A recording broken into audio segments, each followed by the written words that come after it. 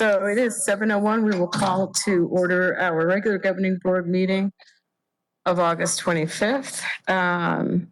Roll call, let it be shown that all members are here, and we will stand for the pledge. I pledge allegiance to the flag of the United States of America and to the republic for which it stands, one nation, under God, indivisible, with liberty and justice for all.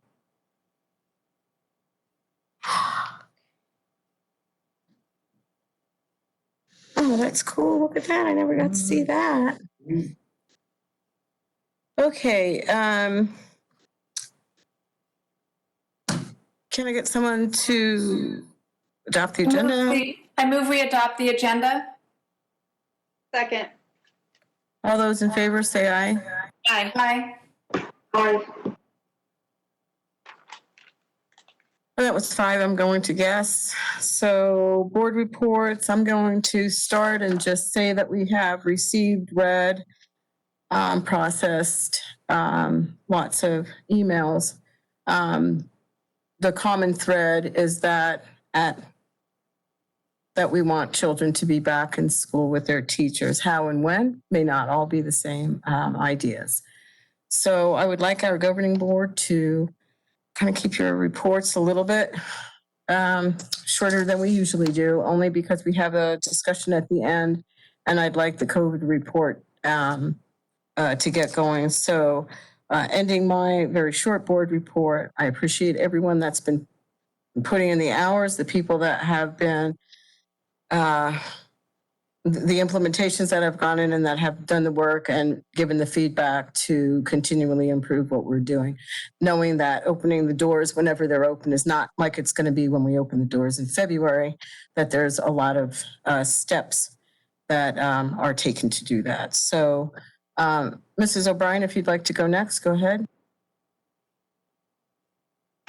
Thank you very much. I will keep mine super sweet and short and just say thank you to everybody for all that they're doing.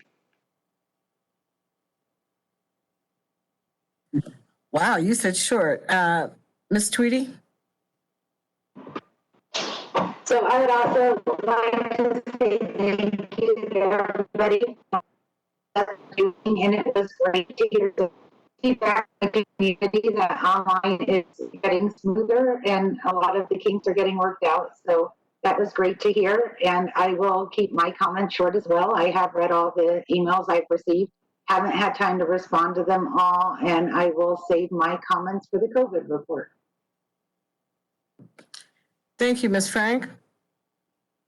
So I also will keep my report short. I would like to thank all of the teachers, admin, all of the Deer Valley staff, everyone on the team who's been working hard to improve the online learning experience. I'd like to thank all the parents for their patience, and I'd like to thank our students for stepping up and doing their best under some very unusual and difficult circumstances. So thank you to the Deer Valley community. Mrs. Reed? Thank you, Ms. President Ordway. I'll do my best to keep mine super short too. Today, the Arizona Capital Times hosted a morning scoop about student mental health, and Senator Bowie and Senator Brophy-McGee were on speaking about some of the different things that the legislature has done, and there was a superintendent on there as well, and some public health experts. There was some good discussion. And it was a great webinar. I've seen a little bit of chatter on social media and through some of the emails that I've gotten that have inferred that maybe I'm getting some special treatment with my students because I'm a board member in regards to their online learning. And I just want to clear that up and say that no, I'm not. The only special treatment I'm getting is a special treatment that all parents are getting from their teachers, their children's teachers. When I have questions, I email the teachers. When I can't find an assignment, I email the teacher. We're struggling too. Today we had a huge meltdown over work, and I had a kiddo hiding under a blanket for an hour.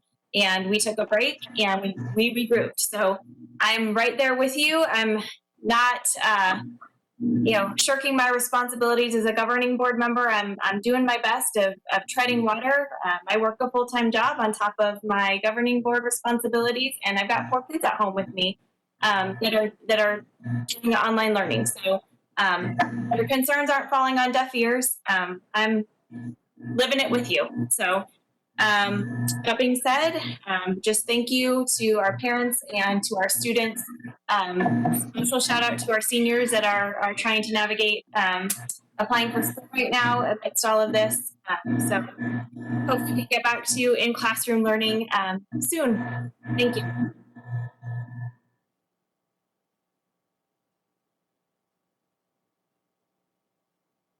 Okay, so I'm guessing that we all agree on the fact that we appreciate and we're all in the ocean together, maybe rowing different boats with different kind of oars. Sometimes they go smoothly and sometimes they're like Julie Reed's house with 4 kids under a blanket. Not at the same time though, I'm just kidding. So next would be Dr. Galligan, or Dr. Finch, you're gonna skip? Yep. Okay, Dr. Galligan is going to give us the highlights of the 4,000 great things that happened during our summer academic program, correct? You know, President Ordway, it could very well be 4,003. So I'll wait till that presentation gets up there. President Ordway, members of the board, Dr. Finch, and guest viewers, I am happy to share the many summer academic offerings we had in June and July. These were our summer programs this year. Some of them you have seen before, and some of them will be new to us. The 2 completely new offerings are Level Up Math and Jumpstart Intervention.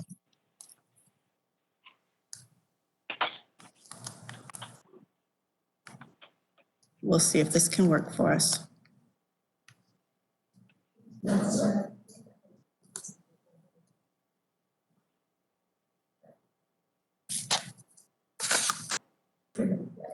Thank you. We offered some of our normal community education programs and had students successfully participate and enrich their summer time off from school. These were in-person offerings, and you can see Science Rocks, Kids Stage, Young Rembrandts, and Sycamore Learning Company. Kids enjoyed their time. In addition, our driver's ed programs were full, and as you can see, we practiced social distancing throughout that training. Our staycation summer camps were also in person and well attended from mid-June through the end of July. We had 0 positive COVID cases. That is a huge celebration and one of the goals that we had when we started that program. Barb and her amazing, extraordinary teams were on top of all the CDC, Maricopa, and Deer Valley guidelines for students' safety and being together. Here is a quote from one of our staycation parents at North Terra Canyon. Our parents also were grateful that we offered this opportunity for staycation during the summer months. We also had extended school year, or ESY, this past summer. This program was virtual, and the first time that we've ever done a virtual extended school year for students and staff. It was very successful as well. You can see we had 104 students who were provided services during that time frame from June through July. And our information from parents and staff surveys came back positive as well. Here are 2 parents who expressed their appreciation for the extended school year, teachers. And we just appreciate our parents when they can give bright moments, sunshine moments back to our staff about their students and their experience. DVOP ran as a normal virtual school. For middle school, the only difference was that we normally have a blended model, and for this year, it could only be virtual. What we do know and what we saw this summer is truly that for our middle school 7th and 8th grade students, having a blended model is much more successful than a full virtual model. What you'll see next is, Gary. What you'll see next is one of our full-time DVOLP teachers. That's Mr. Todd Kushan, and this was one of his math classes. And we just wanted to showcase that even in a virtual environment, we are able to completely engage students in their learning. We'll hold on for just a minute again. And Gary, if you'll move again. DVOLP High School ran as it normally does every summer. It's a full virtual program. You can see the numbers of students remained high, and we had a huge celebration with 96% of our high school students passing their courses. That is a celebration that we should all give jazz hands for. Kudos to the kids and kudos to the teachers who really engaged kids and ensured that they had that learning. Go ahead. What you'll see here is Miss Stewart's art class, and that was one of our high school courses. And again, in a virtual environment, students can still learn and show their creativity and what they've done based on the lessons that teachers have created for them. You can see here, we started with forks, and it ended up being a beautiful creation. Here is a high school student who sent a shout out to her math teacher, Katie Parrott. And again, we know that virtual courses are not always easy, but anytime our teachers connect wonderfully well with kids, kids benefit and teachers benefit. So I wanted just to share this shout out for Miss Katie Parrott, one of our hashtag extraordinary full-time teachers. Pathways also had a summer program, although it was completely virtual. You can see the numbers here with 85 of our seniors able to complete coursework to actually graduate with their peers this year. This was a huge celebration for our students. Approximately 15% of students completed 3 or more Pathways courses for the 2019-20 school year. And this is another celebration kudos to all involved, including the kids. 4 of our 5th and 6th year seniors utilized Pathways so that they could graduate in 2020. In addition, 2 junior students accelerated their graduation to this past year. So Pathways has been a huge blessing for many of our students. What you'll see here are 2 shout outs for Pathways by a student and by Mr. Lopez, one of our Pathways teachers. And again, we just wanted to showcase that no matter where kids learn and where teachers teach, magic happens in the classroom. I'll go one more. I wanted to share this teacher's recognition with you. Pathways is a brick and mortar program to support students who need a different in-person setting. And we know that that was the reason you all approved Pathways for us as another option for students to choose. We were concerned with it being virtual this summer. However, Mr. Hamilton, one of our, again, hashtag extraordinary teachers, really sums up the success of Pathways and that it is not necessarily the physical space as much as it is meeting students where they are, supporting them, and helping them learn. And I just want to say kudos and bravo to Tony Hamilton for recognizing and helping his students be successful in this virtual environment. Next one. Level Up Camp is one of our new programs. It was a pilot math summer program created this past spring. The students and teachers involved in the program worked together on important mathematical mindsets for 3 specific weeks in June. Similar to other summer programs due to COVID-19, the program was completely online using Canvas and Zoom to communicate and facilitate activities. The team utilized Dr. Jo Bowler's research from Stanford University and her website, UCubed, to support the lessons and guide the program, as well as various pieces of technology, tools, social and emotional resources to make this program a true success. The 3-week course supported the goals of filling gaps in mathematics, providing quality instruction and engagement, and focusing students on a growth mindset for mathematics. One of the teachers, Mrs. Beatty, shares how working and thinking about math differently with Dr. Bowler's research on mindset was a shift for her in her own mindset and perceptions of math and how she teaches math and helps kids learn. So just another good quote from Miss Beatty. The next few slides show a few examples of the work that was completed each week. Students participated in daily mindset videos, community building, low floor, high ceiling challenge tasks, and focused intentional discussion and goal setting. And you can see just some of the pieces of work that were completed during that time. This is an example of one of the low floor, high ceiling tasks incorporating origami. Now you might ask, what is a low floor, high ceiling task? It is really those tasks that all students can access, but that can be extended to higher levels of academic need. So it's a really cool way to think about how can we ensure that all kids get the same type of learning and be able to extend it. Go ahead. Students were very collaborative in their groups through the use of Jamboards and other interactive tools. This one was done completely online. Here are some of the student goals for Level Up Math. So students set their own goals and worked toward those goals each week. Okay?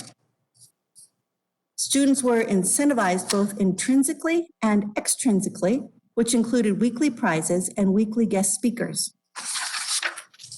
The next 3 slides highlight our guest speakers. Ms. Davenport helps students learn that art is also math, as students created an original selfie or self-portrait and learned the math behind all that goes on with selfies and portraits. Students ended the week here, week 2, with guest speaker Coach Tuvel in week 2, where they learned that even physical activities are a mental challenge to overcome. They also learned the mathematics behind physical activity. So the whole purpose of Level Up Math was to bridge that gap of when will I ever use this, and see how math is part of the world and part of what kids do and adults do every day. And finally, students picked up supplies, or supplies were delivered to their houses, so Chef Dylan could help them create a delicious treat at home. And for week 3, they learned all of the mathematics involved with cooking and creating their own yummy treat. This is an example of the weekly prizes, and we sincerely thank our donors for their sponsorship. This was, as we mentioned, we built in intrinsic and extrinsic value for kids. And this was one of the extrinsic values, and it was greatly appreciated by all. So here are some quotes from our teaching staff that we find invaluable. After the course concluded, the staff was really pumped, including all the curriculum instruction and assessment specialists that worked on the Math Mindset course. And here's the cool thing. We have created a mathematical mindset course for teachers, and we opened that up right when teachers came back in early August. We had immediately 75 teachers from elementary through high school sign up for the Level Up Math course. Teachers will be starting that course actually next week. We chose 30 teachers for the fall course, and the others will get first priority for the spring version of the course. And the cool thing here is that if we help our teachers rethink their mindset about how kids learn math and how they teach math, in the long term, our goal is always that out of a Deer Valley student, we will never hear, I wasn't good at math. We will hear instead that math is important and I like math. So here is our second new program. This was created to target specific skills necessary for a successful next grade level. Our grades 2 through 10 Jumpstart Intervention Program focused on small group instruction around 3 specific essential skills or standards that were identified as necessary for success in the next grade level. In general, no more than 5 students worked with teachers for an hour over 10 days to build confidence, accelerate their learning, and provide the momentum for students to enter the 2020-21 school year with increased readiness. Teachers had up to 4 groups of students each day. Small group instruction really doesn't require a whole lot of bells and whistles. Students and teachers just need time, and we believed and found that the identified students benefited from the targeted instruction, and teachers, here's the coolest thing, our teachers found benefit in small group instruction, and that was teachers all the way up through geometry courses. As you can see, this was a much larger program. We ended up with just under 1,400 students from grades 2 through 10. It involved 31 schools with 108 teachers. This one made an impact on students. Go ahead. There is a body of research and evidence that indicates that intensive small group instruction can lead to particularly large achievement gains for participating students. The Jumpstart Intervention Program used both daily formative assessment to inform instruction for the next day. Each of the teachers worked on that, and built-in summative assessment that we just completed this past month in August, using initial DIBELS data, the RI, the reading inventory, and the math inventory as another indicator to determine how much a student may have grown in both a belief that I can be successful in either reading at second grade or math at third through geometry. We used early spring data as our initial benchmark, and we are right now working through the data to see what this intervention provided for those students. Go ahead. All participating teachers provided focused instruction in small groups for their content and essential standards. Teachers were trained on how to use Canvas and Zoom to conduct effective Tier 2 intervention in their small groups. Parents were also trained on how to submit student work time in My Hours. So in all, this really benefited everyone as an early preparation for this school year. Grades 2 through 10 use the STEPS framework for small group intervention. As you can see, student time in small group intervention included direct instruction, a balance of instruction and student application, a strict attention to time management, and capturing and using individual student data to make informed decisions for the next learning step on the following day. The STEPS framework also provided a clear and consistent daily routine and process for our teachers and their instruction and student learning. Go ahead. Jumpstart intervention occurred across many campuses, and as you can see here, we had 13 K-6, 12 K-8, 2 middle school, 2 of our high schools hosted their own students, and then 4 of the high schools utilized Pathways teachers for their high school students in algebra and geometry. Go ahead. For the most part, schools identified their students close to strategic or proficient to take advantage of this boost in learning. Ms. Heidi Hopman was our Jumpstart administrator. Heidi is the assistant principal at Desert Sage, and she was simply amazing. As you can see, there was plenty of communication with both teachers and parents throughout the process. Heidi is a huge reason Jumpstart intervention was so successful, and I am extremely grateful to her leadership, initiative, and organization through this entire process.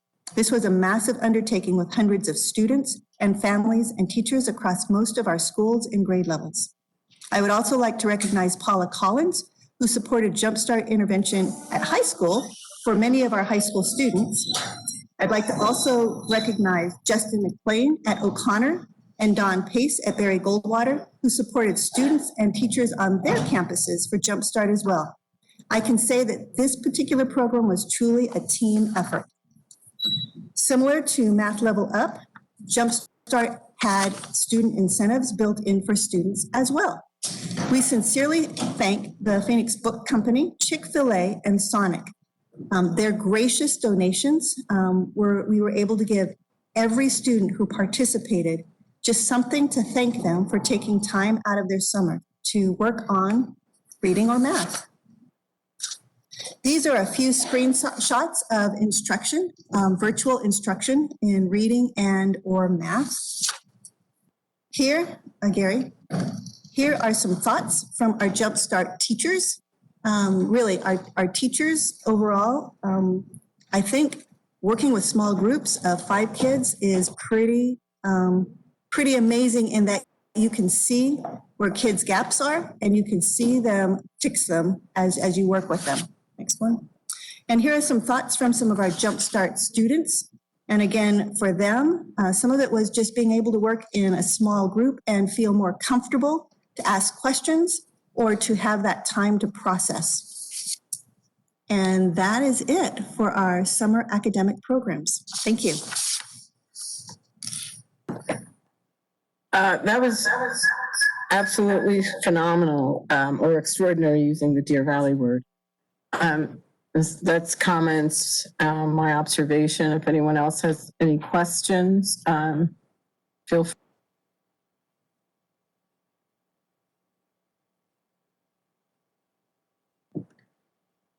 Okay, don't see anything in the chat box or anyone waving their hand. So we all thank everyone that was involved with that, mostly the students, for figuring out how to spend the summer having fun learning. Go figure. I think, wow, is that D? Does that mean Dr. Zerbeck? I think so. Yes, good evening, President Ordway, members of the board. I want to do a quick sound check for folks. Are folks able to hear? I know we had an unmuted attendee, but can you hear okay, President Ordway? I can, thank you. Okay. Okay. So again, good evening, President Ordway, members of the board, Dr. Finch. As it always is, it's our pleasure to be with you here tonight to present the COVID-19 board update. So let's get to it.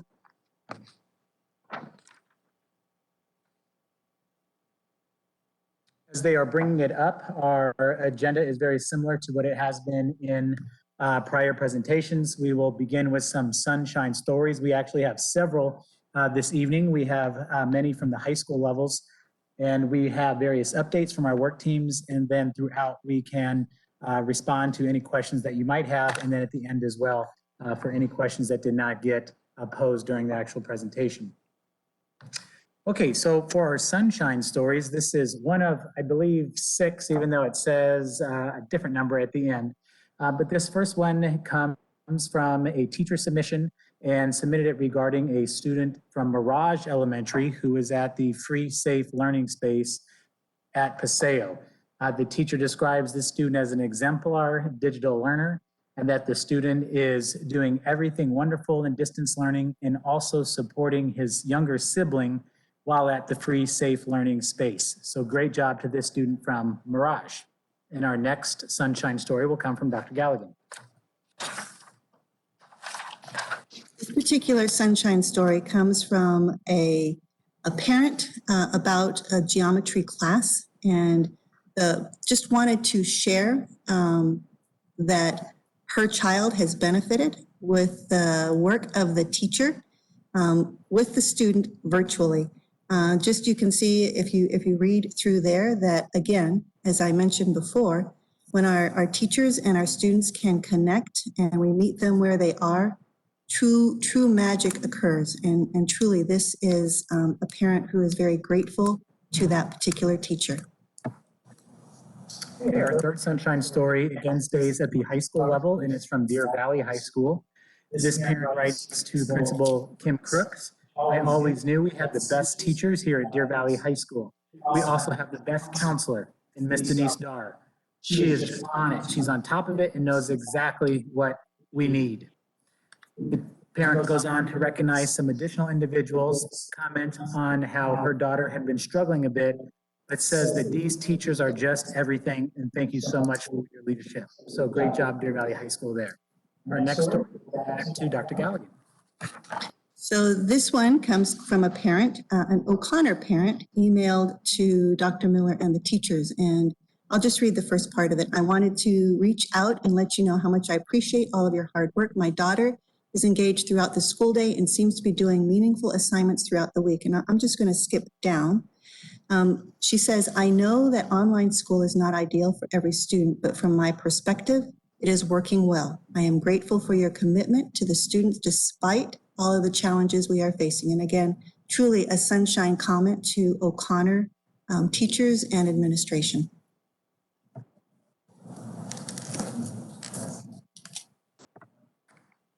Okay, and our fifth sunshine story again stays at the high school level and goes back to Boulder Creek. And this parent says in a social media post, I'm sitting in the room with my son in his engineering Zoom class. I have to say the teacher is making an amazing connection with all the students, getting to know them and supporting all their needs. Even though I want my son in school, this made me happy to see. Way to go. Mr. Baxley, again with Boulder Creek. Great job there. And our final story will come from Mr. Miglarino as he highlights some of our in-person activities that began last week. Mr. Miglarino. Our last sunshine story represents our special education population that's being served at Vista Peak. And in that, what's illustrated here are the various people that are working in at Vista Peak, including counselors, teachers, and even our bus drivers that are transporting those students. So it's great to be, I've been on several campuses. It's great to see students at some of our schools, even though it's in a limited capacity, because it's starting to feel a lot more like a school year. Thank you, Mr. Miglarino. Okay, let's begin with our work team updates, and we'll start with Return to School Safely. This evening, our Return to School Safely team will be presenting out on some new structures for communication, a review of our guidance documents, talk to you about our COVID-19 emergency preparation, some of which you are aware of through the Friday board updates. Mr. Miglarino will talk about the guidance on cleaning. Ms. Smock will update you on the status of PPE as we have done each COVID-19 report. I will also talk to you about some of the building preparation that is in place, getting ready for in-person school. And then we'll talk about the public health benchmarks, the new data dashboard update, as I know that's what many folks are encouraged to see and to listen to about. And then also, I want to discuss a possible scenario based on the data in the public health benchmarks. So let's begin with the communication. And so as far as reaching out to our staff, we know that as we begin bringing back more in-person activities, we know that it is incumbent upon us to also increase to a corresponding amount of communication with our staff. And so our staff are aware now through some of the communications that have gone out in the past 10 days that each Monday they can expect a communication from Dr. Finch. That may come in the form of a written communication, previewing some of the updates coming into that week, or perhaps recapping some of what has happened the prior week, or that could also come in the form of a video message, or it may be in both as it was yesterday. We are also incorporating a new structure, which we began last Thursday, and that structure is called the Fireside Chats. In the Fireside Chat, the 4 deputy superintendents meet, and we provide updates from the work teams, and we provide an opportunity for our staff to pose questions to us during the chat. The chat is done via a virtual Zoom format. This past Thursday, we had approximately 200 DVUSD staff attend this virtual Fireside Chat, and we've had approximately another 100 staff members view the recording that we placed on the portal. We also include a written FAQ based off of the questions that are posed from the staff members, and we post that to the portal as well. There are also additional structures that are not captured in this slide, but I do want to make sure that it's known that, for instance, our Deputy Superintendent of Human Resources, Jenna Moffitt, she meets with the DVEA leadership each Friday. And so, again, that's just another example of a different avenue for communication. For our guidance documents, this is a review, President Ordway, from our last week's work session. But to reiterate it again, we are centralizing many of our guidance documents on the portal. There are some examples that are here: face coverings, COVID-19 reporting for the families, HR guidance documents. And so many of those can be seen now. We have a link which can be seen in the upper right-hand corner of the slide. And so when a staff member goes to the portal, they can click on the very first icon, which says Return to School Guidance Forms, and then find them in that spot. We have upcoming documents which will be transferred over to this site so that it is a one-stop shop for our campus leaders. And so some documents will be coming from curriculum instruction. We also have some from fiscal services that will be on ventilation, and we'll be transferring some of our documents which are housed on a Google site for cleaning and moving those over to the portal document, or the portal platform, I should say. Okay, let's talk a little bit about the COVID-19 emergency preparation. This, if you recall from the Friday update, I have spoken to you some about the simulations that we have started. Today, we did another one with 2 principals.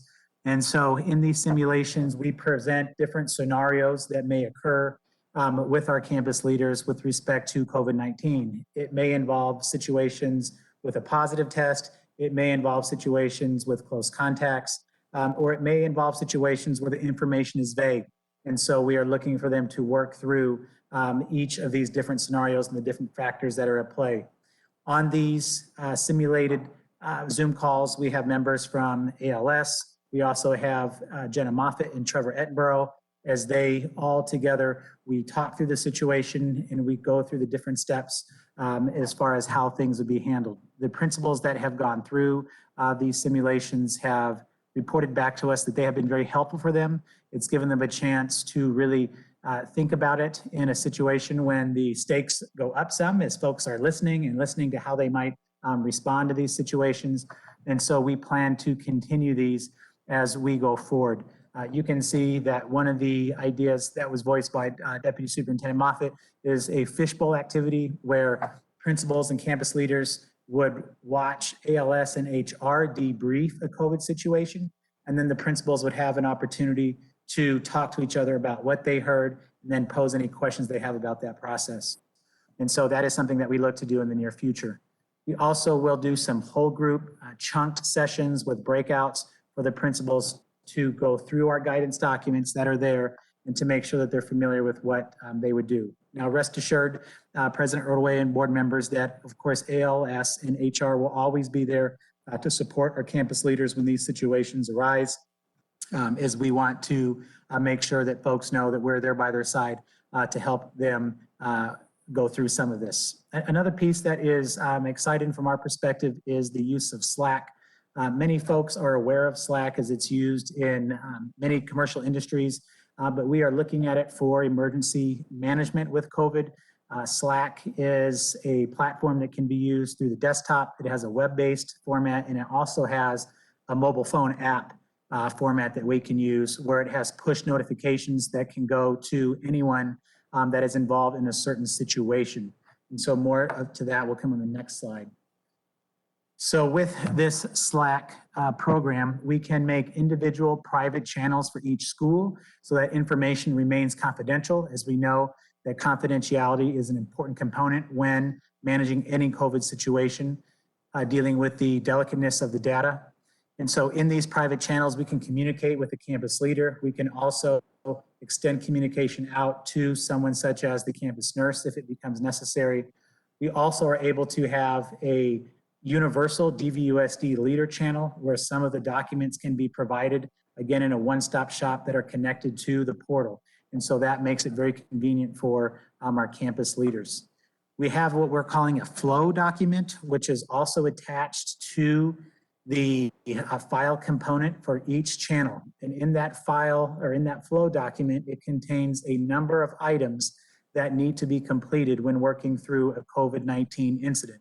Some of those items might be if facilities has been contacted for potential disinfection. It may be, have signs been posted in any potential rooms that need to be disinfected to make sure that no one goes into those rooms or accesses those rooms. And it may have components such as, have we already notified Maricopa County Department of Public Health, as we are going to communicate with Maricopa County on each time. And it records who we talk to and other important pieces of information that we want to have as we log through. Another nice piece about the Slack is that it has Zoom functionality that's built right into the program. So when an incident comes up, and perhaps it's reported through the COVID-19 tool, which I have already showed you and talked about in the board update, that you can send out a push notification to the campus leader and to other members in ALS. Folks will become aware immediately that there is a COVID-19 incident, and then Slack can generate an immediate Zoom call so that all folks can come on into a conversation, a digital conversation, and we can review the information and debrief on the next steps. This slide contains an example of what Slack looks like when you have communication. And so this is one from Vista Peak where we did a simulation. I'm not showing you the actual simulated parts, as there is some information below there, but this again shows you that you can keep a running secure log here of communication between a campus and district office support personnel. Okay, and with this, I'm going to pass it to Mr. Miglerino as he will review the cleaning and disinfecting guidelines. Mr. Miglerino. Good evening again. We just wanted to make you aware that the Maricopa County has updated the cleaning and disinfecting guidelines. We monitor these websites both at the county as well as state level and with the Center for Disease, the CDC website as well. Back on about a week ago, the county upgraded or updated, I should say, these guidelines. Just a couple highlights, not to really dwell on it. This is a link, but in the interest of time, we won't go to it. But areas unoccupied for 7 or more days need only routine cleaning was a clarification that came out of these guidelines. And I think one of the important points here is that to periodically review and revise the cleaning plans. That is something that we are taking note of, as we know that there will be modifications that will need to happen as we work through our return to school plans. And then outdoor areas like playgrounds and schools and parks are just, they're just recommending normal routine cleaning and that they aren't subject to the disinfecting that we are planning for the general campus. So just a quick update on one of the many things that we're tracking in terms of recommendations that we follow. And I think I'll turn it over to Ms. Mock to talk about PPE.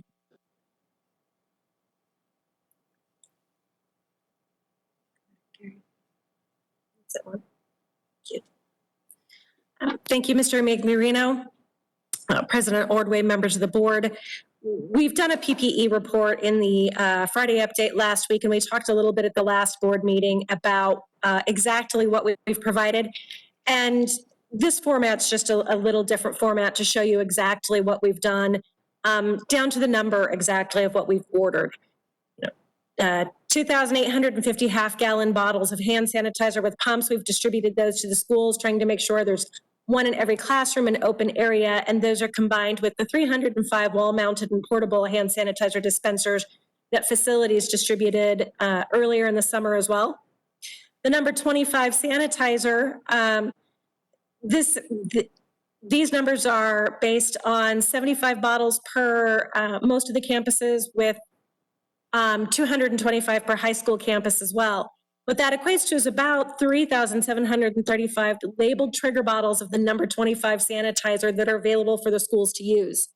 For each one of those bottles, we have 5 microfiber cloths for the individual who holds the bottle to use, one for each day of the week. And the sanitizer, it's actually one bottle of the sanitizer, the number 25 sanitizer concentrate, makes about 679 bottles of the sanitizer spray. So that gives us, based off of what we ordered just at this time, about 31,913 bottles of sanitizer for our staff to use on a daily basis. As mentioned in the study session last week, we talked about face coverings being the number one preventer of the spread of COVID. We ordered at the very beginning, or actually the end of last year, quite frankly, 45,000 adjustable cloth face masks for both our students and our staff members. They have already been distributed to campuses and departments, and will go back out to campuses for students as well once students begin to come back to our campuses. I'd like to thank the City of Phoenix. We were notified earlier this week or late last week of a grant where they are using CARES funding to be able to provide school districts with some additional PPE. That for us is going to mean an additional 68,000 plus masks through that grant, both adult and child, some additional hand sanitizer from that, and some gowns as well.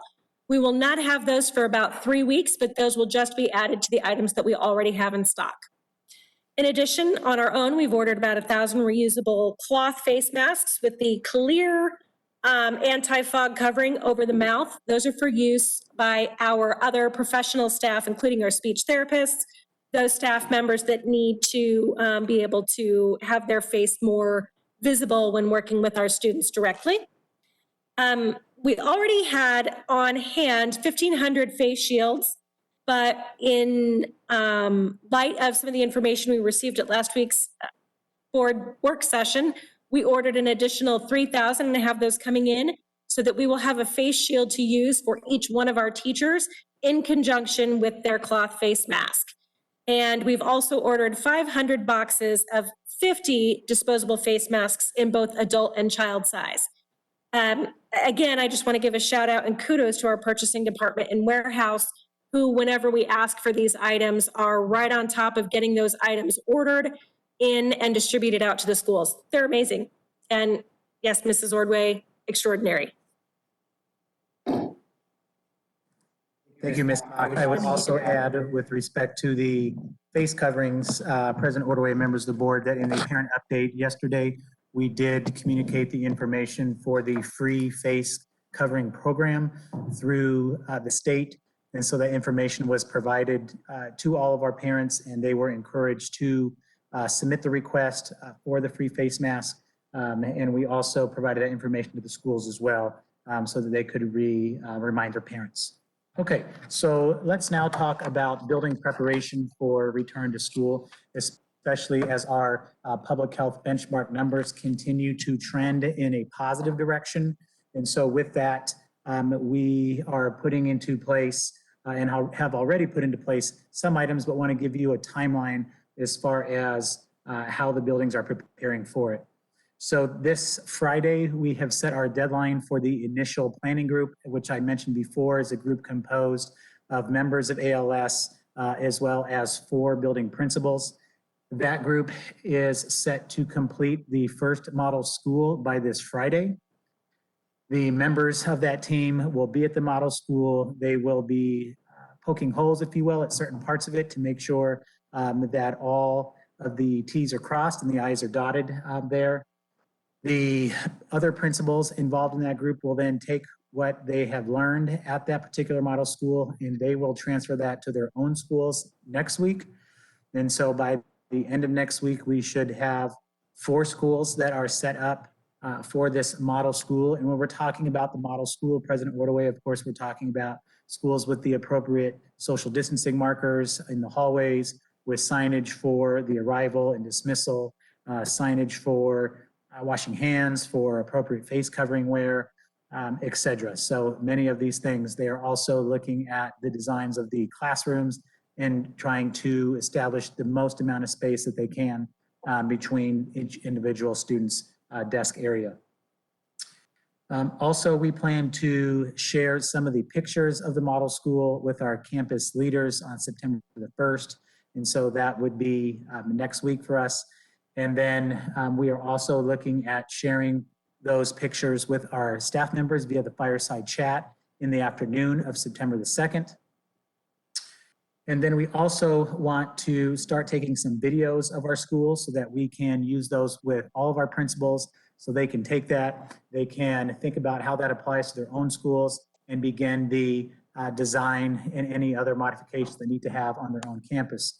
We'll also be setting up field trips for the principals to go to these schools so that they can actually walk it and see what it looks like if they have any questions. And then our goal would be that by September 11th, we would be able to post this video on the Return to School website so that our parent and community members could see a good example of what school might look like in person. And that would help them make their decision as far as if they are planning to send their child back to in-person school. Okay, so let's now get to the public health benchmarks. Again, I know that you are aware, but for the folks that are listening on the call tonight, we did have our most recent dashboard update on Friday the 21st. Again, the numbers are trending in the right direction for us. You can see that between the first and second dashboard updates, we had a very good reduction in our case count, going from 77 to about 49, 48.9.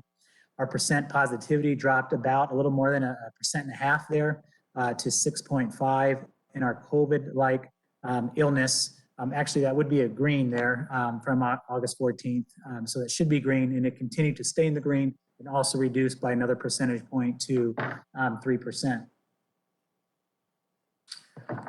Okay, so what we did here in this slide is to look at the way the numbers have been trending and to provide a potential or one scenario of how the numbers might continue to fall. And then perhaps that would help the governing board with their discussion regarding the time to have our students resume in person. So you can see that our next dashboard update would be this Friday. And so if the case count reductions continued again in a similar fashion, it would probably be somewhere in the 30-ish range. Percent positivity somewhere in the 5.5 to 6-ish range. And that's probably conservative right now. It might even be lower than that. And our COVID-like illness, again, that should be in the green. I apologize for that.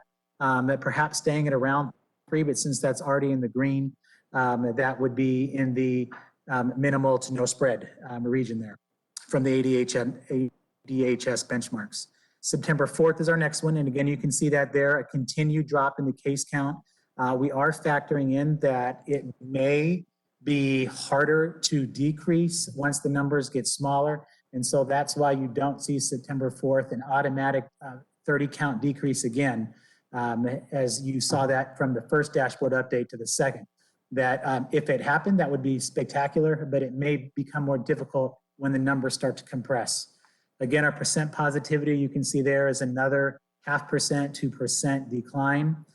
If it was at the 5, that would be green. 5.5 is still in the yellow. And then the COVID-like illness, again, staying in the minimal to no spread there. September 11th would be the following Friday. 15-ish. Again, we are working towards the 10 count on the case count metric. Percent positivity that we probably likely would be in that 5% range, if not below. Again, if we continue at this current trend, and then COVID-like illness, again, at 3. And then by September 18th, that we would hit our 10 case count number that we talked about at last week's work session, below the 5% threshold for percent positivity, and also below the 5% threshold for COVID-like illness. And that would be then, in this scenario, our first week where all 3 metrics are in the green. If we did that, again, and based on our conversation last week in the way that our proposal that we gave to you, that would be 2 additional weeks, because we talked about having 3 weeks with the indicators all in the green. And then that would put us at approximately 10/2, or October the 2nd would be that 3rd week Friday when we would get the data dashboard update to let us know and confirm that that's 3 weeks in the green. So with that scenario, we can continue talking then about some of the items that were surfaced last week. So on 10/5, or October the 5th, we would look at launching the staggered or layered in entry plan. And so that could be with our grades kindergarten through 2nd grade. We do believe, as we mentioned last week, there's good reason to start with those grades. First, we know that it is more difficult for our students in the younger grades to access and participate in some of the distance learning. And we also know, if you recall from the ADHS benchmark publication, the 20-page publication they had, on the first 2 pages, they do talk about our younger grade levels, and perhaps thinking about those grade levels in a different light when doing the layered in entry. And so those are 2 of the reasons that we are thinking about starting with the grades K2. The 3rd reason, obviously, as well, is just that notion of hybrid. And so the hybrid would be some students in distant learning and some students in person. And this would reduce the overall total amount of students that would be in the school as we ramp up and move in, giving us a chance to make sure that systems are tight with there, and also just reducing some of the stress on the system in that immediate stage when students come back. We also could look at bringing in some of our high school students. Last week, we discussed perhaps with the freshmen, we did receive quite a bit of feedback from our high school folks, and they suggested switching that perhaps to our seniors and having them come back first. We also had quite a bit of parents that suggested that as well, that they would prefer to see our seniors if we were going to come back in a layered format to start first. If we were going to do something like what is captured here on this slide, we would look at surveying our families the week of September the 14th. Again, that connection is made to the video of the model school, which I talked about in a prior slide, that we would aim to have that video posted on September the 11th. so that families would have a chance to go through that video if they were interested to see what the school might look like for in-person school. We have Dr. Smith as a side note who will be working with the stakeholder committee later this week on the creation of that survey to get parent input as far as what else it would need to contain and provide for the families in order to make that decision. We would also look to notify our teachers that week as well. So at the same time the parents would be getting the survey, the teachers would not be getting a survey, but they would be getting the notice that the green looks like it's coming, and that we would look to resume in person for perhaps particular grade levels on October the 5th. And that would also give them time to think about coming back into the classrooms to do prep work. And so if we did that, we would look at perhaps doing something during the week of September 28th. That's a 4-day week, as we have a fall break on that Monday, where the teachers would have some synchronous time for those that are in the on-campus virtual experiments in the morning, and then the principals, other campus leaders, and the teachers would have the afternoon time to prep the rooms and to go over any procedures that would need to be reviewed with the staff. And then, of course, as I talked about, the last bullet point here captures K2 students potentially resuming in person there, and as well perhaps as our senior students on October the 5th. And that would be based on those projections that we talked about with the data dashboard updates in the prior slide. This is just a reminder of the mitigation strategies visual that is contained in the ADHS Public Health Benchmark publication. And so you can see here what is in the substantial, and it says NA because through that option they're recommending that it would be distance support, so those strategies would not be in place. What they have for the minimal to moderate and the hybrid, and then what they say there in the traditional. Now, just because it doesn't indicate it in the traditional doesn't mean that it's something we wouldn't do. You have heard from us numerous times that Dr. Sonnenschein and other of our leading public health experts continue to tell us that masks are the far and away #1 mitigation strategy that we can do, and that everything else, in Dr. Sonnenschein's words, is a far distant second or third. We would continue to try our cohorting as much as we can. We would still look to, again, do some of these other items that are here as we move forward, and then to adjust if we can, and with the support and the guidance of Maricopa County and ADHS as we were to move forward. Okay, and with that, I would ask Dr. to come on for return to learning. Dr. Gallagher. Thank you, Dr. Zerbach. President Ordway, members of the board, Dr. Finch. I want to share just two pieces of information with you. The first one is our home technology support data. We've worked hard to support the transition to distance learning. Some of you have your own kids. Here is some data I hope you will find interesting. These tickets came to us through the web link on our website that parents can find in the Tech Hub portion of DVUSD.org, Return to Learning. Parents also email district and schools as well. Here are the number of tickets just from the website link. And you can see where some of our greatest number of tickets came in, some before the school year began. Definitely that first week of school had quite a few of those tickets, and kind of tapering off, and then it's a up and down right now. Okay. You will see a breakdown of tickets by school. Terramar, O'Connor High School, West Wing, Diamond Canyon, and Legend Springs seem to have the most parent need across the last 3 weeks. But you can see the spread is pretty much across each of our schools. Okay. See here that the greatest number of tickets focused on the 2 devices we have, Chromebooks and iPads. So some of that had to do with interaction with Canvas, interaction with Zoom, interaction with any number of things. And so the vast majority of tickets came in around our devices. Also, one of our goals, based on our experience this past spring, was to be able to provide Wi-Fi options for parents who either had or have a need. We have two ways that we support our families in need of Wi-Fi connectivity, either through a hotspot or through the Cox Connect program. You will see here the distribution of hotspots on this slide. The greatest number of our hotspots were provided to Barry Goldwater High School, Park Meadows, and Deer Valley Middle School. But you can see across many schools, we have provided hotspots for families who indicated a need.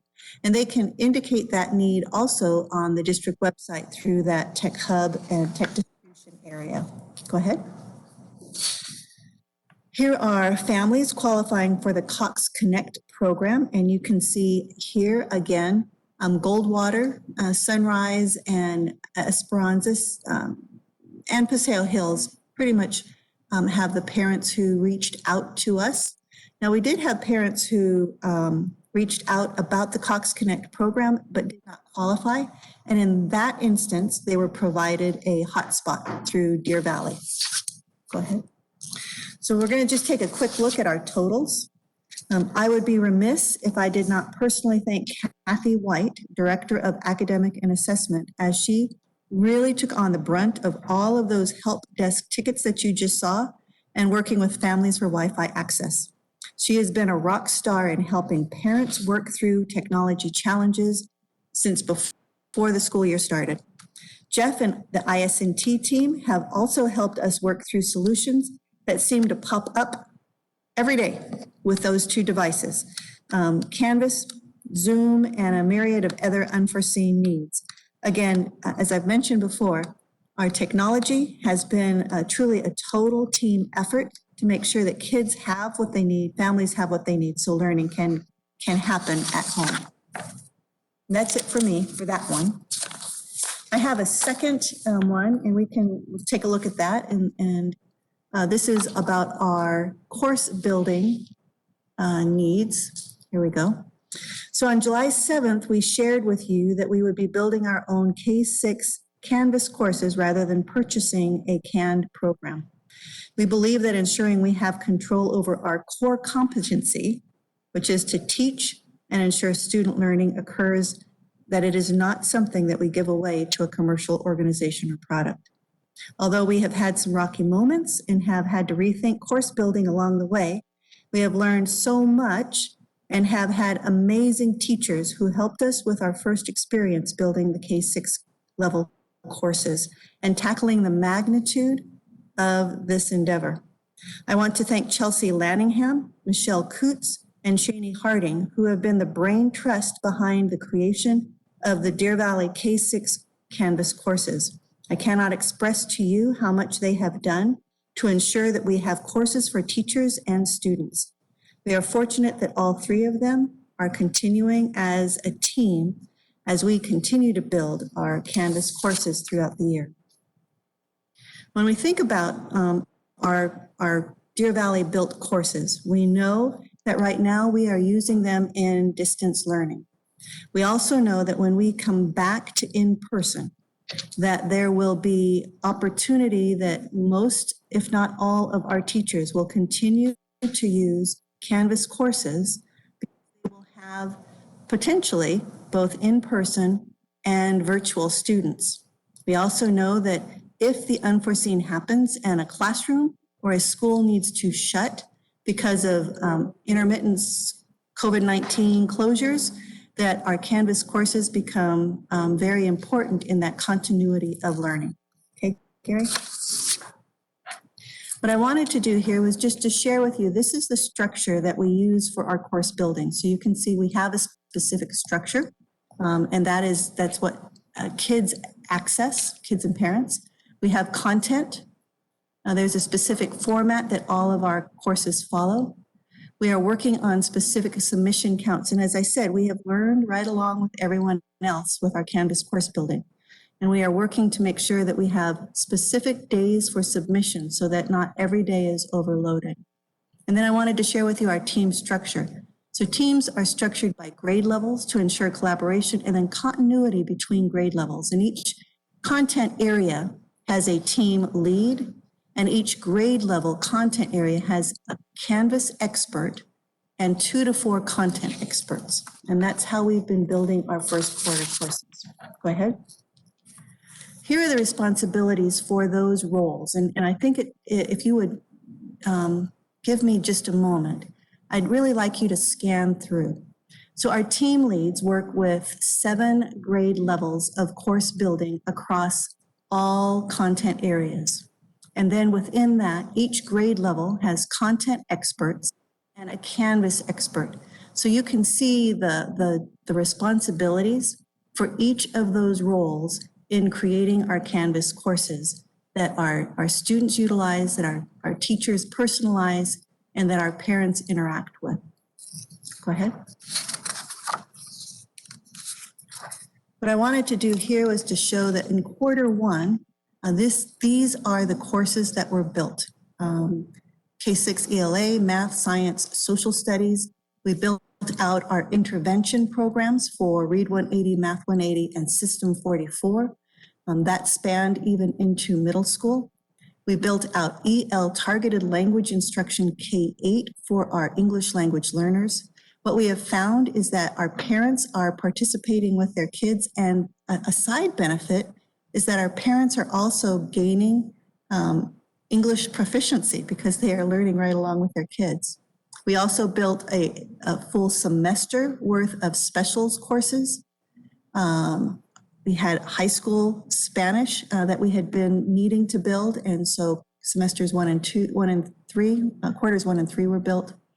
7, 8 exploratories will be 4 different quarters. The first quarter was creative publications, and then we also built 7th grade science. Go ahead. Now, this shows you the magnitude of teacher support. So you can see in each of the content areas how many Canvas experts worked across those grade levels of kindergarten through 6th grade or in middle school, and how many content experts we utilized across all of those content areas. When I said the magnitude of this endeavor was huge, it was probably bigger than I anticipated. But with that said, this is our product with our materials for our kids, and it is far better than a canned program that we would purchase. So I just wanted you to see the magnitude of what occurred and is still occurring. For quarter 2, which we will be starting on Monday, so August 31st is the beginning of course building for quarter 2. You can see that this is what we have identified as our continued needs for building quarter 2. And on the right side, you will see that there have been some serious and significant requests for new course content. So Mandarin and Spanish immersion language arts will be something we will be adding in. And then we will be building in courses for middle school math, social studies, ELA, and then of course continuing with our next middle school exploratory, which is public speaking. Now, we did utilize our DVOLP courses at middle school, but those were not to the same level of detail and complexity that our K-6 courses were. So adding these courses, we believe will be beneficial for teachers and kids. Go ahead. So I just wanted you to know that we are starting quarter 2 course builds on Monday, and then we will start to tackle quarter 3 and quarter 4. As I shared with you on that second slide, our Canvas courses will be used throughout the year, regardless of the environment that students find themselves in and teachers find themselves in. Thank you. And we can go back to the presentation now.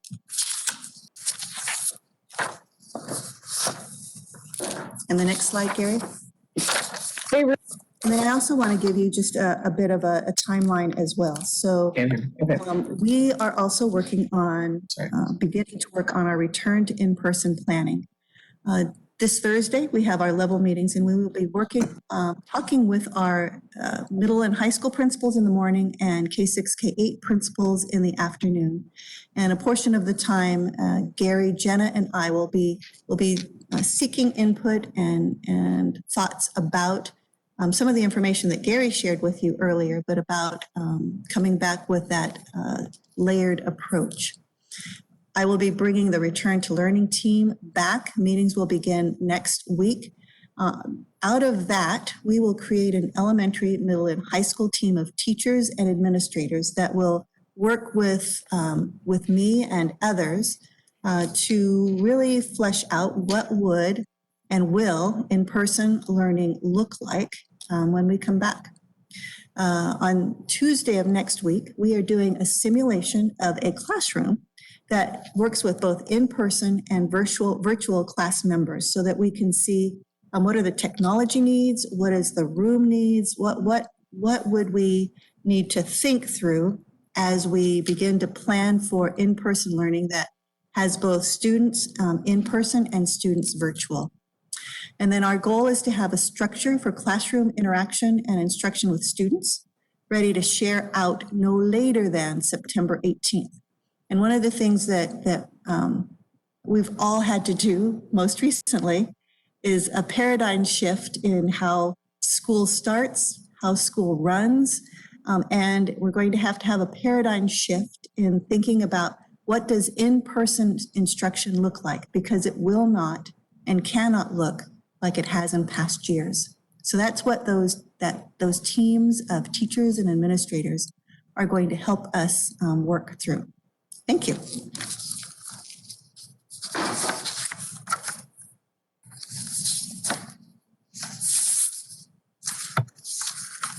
Next person.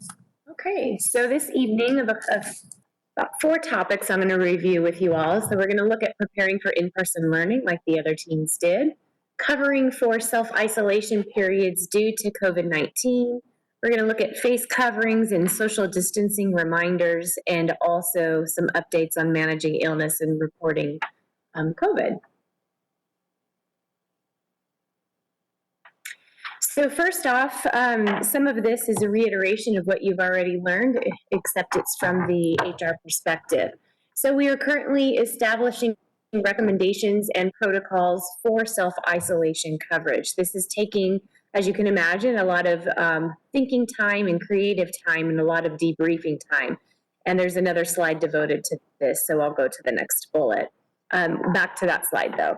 Second bullet is we are anticipating staffing needs and adjustments based on whatever the timeline ends up being, or whatever the phase-in strategy ends up being that we do utilize. So I don't remember which board member made comments at the last Tuesday meeting about all of the steps that will be necessary in preparing for that time. And indeed, there are many.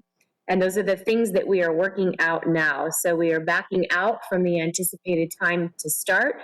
We have a few drafts for October 14th, the original date. And should we re-enter earlier than that, we are preparing for an earlier arrival. Third bullet, we're running debriefing protocols or simulations, like Gary mentioned, with relevant parties for COVID-19 scenarios. We are running those internally because what we do inside looks a little bit different than what we will do when we're engaging with ALS or a campus. As you know, ALS is managing largely what is happening on the campus, including managing students. We focus on staff. We also focus on cleaning protocols and self-isolation protocols and providing advice for all of our campuses and departments that will be facing these situations, and as you know, some who've already faced these situations. I mentioned we're mapping timelines to return grade levels back to in-person. This includes conversations with administrators and with DVEA about the time that might be needed in advance of that return to learning for students. So for example, if school begins on Monday, we're in conversation about how many days our teachers would want prior to that to be on campus to set up classrooms and to get a good view of the landscape, including how their students will be moving through the campus, visual reminders for social distancing, and practicing what it will look like once the students arrive. And then lastly, we are establishing a more clear notification communication plan for staff to return to in-person learning. So in other words, we are not only mapping what it will look like, we're also building in the communication points that will be needed for each of our employee groups. The next slide. So the covering for self-isolation due to COVID-19. I mentioned some of this in, I believe, Tuesday's meeting, and many questions came afterwards. So this slide is put in here to clarify. So in running our simulations, we've learned many things about what could be, and as many times as we can do this, it will be helpful to us because we solve problems when we run these simulations. So we do know that employees and students may be required to self-isolate if they meet the criteria for self-isolation. So in other words, we could have an employee that calls us to tell us that they are testing for COVID-19 or have symptoms of COVID-19, and at that moment, we have to initiate a self-isolation protocol. Also, we could be notifying one of our employees that they have come in close contact, or a student, that student has come in close contact with someone who has been verified as having COVID-19. And in either case, we will need to cover for the staff member who has now been required to self-isolate. So we're generating a variety of models in which we could move into if, when, it's not if, when something like that is to occur. So the second bullet is just to outline for you what these timeframes could look like. You all are familiar with the 14-day time period. 14 days could also be longer if a person does become symptomatic. Then we have to look at the 10 and 1 combination on top of the 14 days. Or sometimes an employee could just call us and tell us that they are symptomatic, and rather than the 14 days, we're just managing the 10 and 1 time frame. A clarification from last week, employees who feel well may continue to work from home. This has been an item that has been added to our list as a potential solution. So if a staff member has been asked to self-isolate, they could potentially continue to instruct on Canvas from home while we put another adult in the classroom to supervise students. That is a potential solution.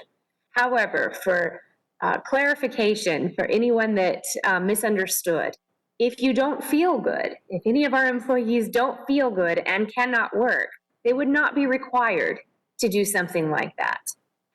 Anyone that is ill and needs to take time either through FFCRA because their illness is related to COVID-19 symptoms or actual COVID-19, then obviously they would not be required to work during that time, and they would qualify for paid leave under FFCRA. And if they do not, if they're not sick with COVID, but they're sick with something different, then of course they can utilize their own leave time and heal and return to work. Next slide. I may have mentioned to you last week that we're updating a lot of our processes around face covering. So this is here for you just to point out again, and to all of our employees who might be listening now or at a different time, that when we are not working alone, we must wear our face masks. And face masks preferably are these cloth masks or the paper masks. Any employee that may need an accommodation, as you all know, or to go through human resources for an ADA accommodation to wear a different type of face covering. It can be difficult, as you can imagine, to define, or actually maybe it seems obvious to define when not working alone. However, keeping the face mask on for the duration of the day, we have been provided some guidance, and Dr. Zerbach may have mentioned this in the past, that we can put in a protocol for mask breaks where you make sure that you're socially distancing from others, taking the mask down so you can breathe for a moment, give your face a break, and then put the mask back on. But when we are in a room together, regardless of the space of the room, the current guidance is that we should be wearing our masks. So we are continuing to communicate that and clarify that, because that is different than the earlier guidance we provided in the month of June. At that point, if people were working in cubicles, they had the ability to remove their masks. Well, it is dependent upon the space of the room, where the cubicles, how close they are together, and the way that they face. So we're working all of those details out, and we know we'll continue to get questions pertaining to face coverings.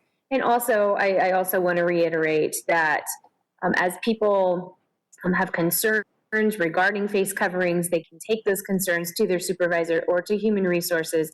And then the next slide, we provide this information specifically to help our employees navigate the difficulties of social distancing and the difficulties of others with social distancing. So since June, we have encountered employees with concerns regarding others not properly wearing their PPE, regarding others who are not mindful of social distancing protocols, and perhaps not even sensitive to others' feelings regarding COVID-19 or the expectations of what we should be doing in the work environment. So we do assist in those situations, and we do ask that first our employees take these concerns to their supervisors. Their supervisors do have the responsibility of addressing those concerns. And of course, we are here to assist if the situations are highly sensitive, or perhaps if the concern is directly with the supervisor. And then the last slide that we've provided for you tonight is around COVID reporting. I have shared some of our COVID data with you in board updates. I do want to point out to you that as we collect this information, we are asking all of our employees to report to us if they are encountering COVID-19 situations, whether it be self-isolation because of a family member, close contact, or if they're experiencing COVID themselves. That does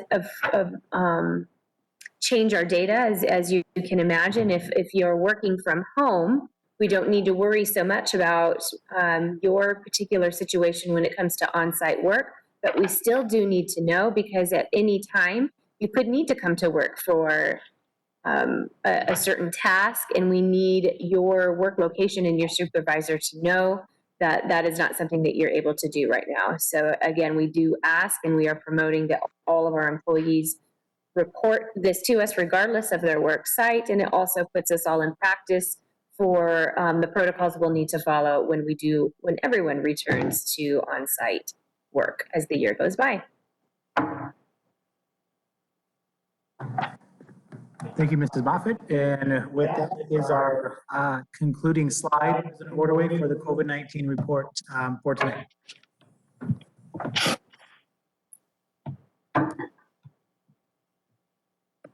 Okay, and if we could just, board members, if we could limit our questions to one portion at a time, and even if we have another question, so everyone gets a turn, please. Ms. Tweedy, go ahead. I have a question and some clarification, because I can already anticipate the emails I'll get. So as a point of clarification, when Dr. Zerbach showed the slide with the data, I know it shows Deer Valley is in moderate risk and hybrid instruction is recommended on the site. And I'm a little uncomfortable with our usage of the word hybrid. It's not the standard definition that's typically found in academic journals or the dictionary or any other place I've ever seen. So what hybrid typically means is that half the students attend at once one day and the other half attend the other day. So when you look at those benchmarks, the recommendation for hybrid instruction is based on the generally accepted definition of the term hybrid. And that's so that distancing can be achieved, which is appropriate in the yellow. The model that Deer Valley is bringing forth is a staggered introduction of grades, which is not hybrid. And so that type of an entry into school would require green, not yellow benchmarks, if I've read this correctly, because it does not allow for distancing, which was clearly on that rubric. Because I've told the public, when I brought forth an in-person plan that meets the benchmarks, I would approve it, and I did mean that. But what was brought forth at the study session and what was presented tonight is not hybrid in that there's no reduction of the number of students or distancing in the classroom. So that would not align with a yellow benchmark.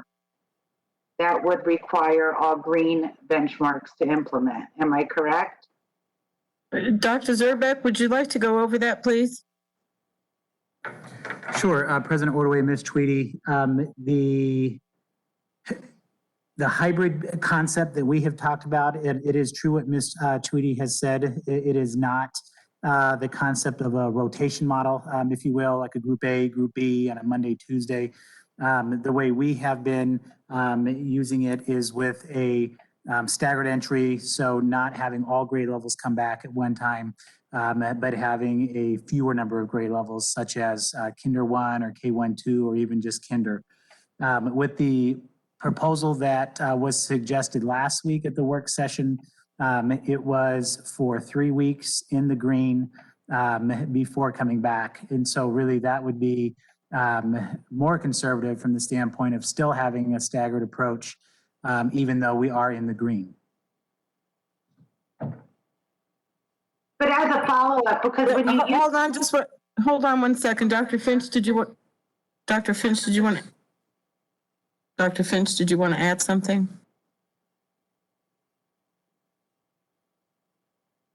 Yeah, no, Dr. Z nailed it.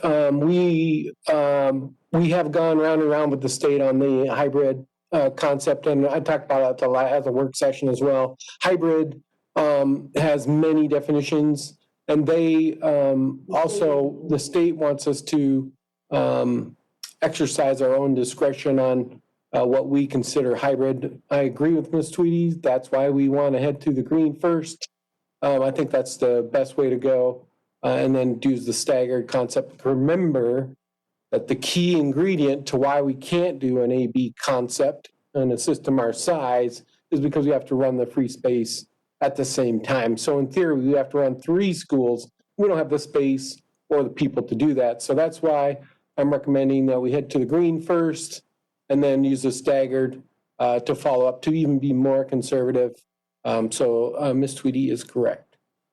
So, because what I want to clarify before I get inundated, and I'm not saying you have the manpower to do an AB. When people hear you use the word hybrid, and they're saying, but you said when the benchmarks were achieved, and on the website dashboard it says yellow hybrid recommended. What they're referring to as hybrid, meaning part of the course is online and the students are split so distancing can be achieved. Nobody is recommending bringing students back to school without distancing unless you're in the green. So that's why we would have to be in the green and not the yellow. And because I wouldn't tell people I would approve a plan and then not do it if it was to match the benchmark. So I just wanted to be clear on that, because when you use the word hybrid and they're seeing hybrid instruction recommended and it's not being recommended for several weeks, that's confusing to people. So I was trying to get that out there so that to head off to emails that I already know. The second thing I would just like to ask really quick, Dr. Zerbach, can you differentiate what's confidential and non-confidential data and what the public could be expected to be informed about? Because I know, for example, when I've had relatives in rehabilitation centers and even retirement communities, I actually get robocalls about all their known cases with employees and residents. So what are we planning in terms of notifying the community who may want to know so they can make informed back to school decisions? Sure, President Orley, Ms. Tweedy, we've covered that a few times, but I will, let me go back to the piece about the hybrid. So on the hybrid notion again, on the ADHS benchmark document, the language that's associated with the hybrid, I believe it says some students in the building and some students in the distance learning. And so that's why there's, it can be a wider conception of the hybrid piece. But I do understand your point that some folks do associate it with more of that rotation model.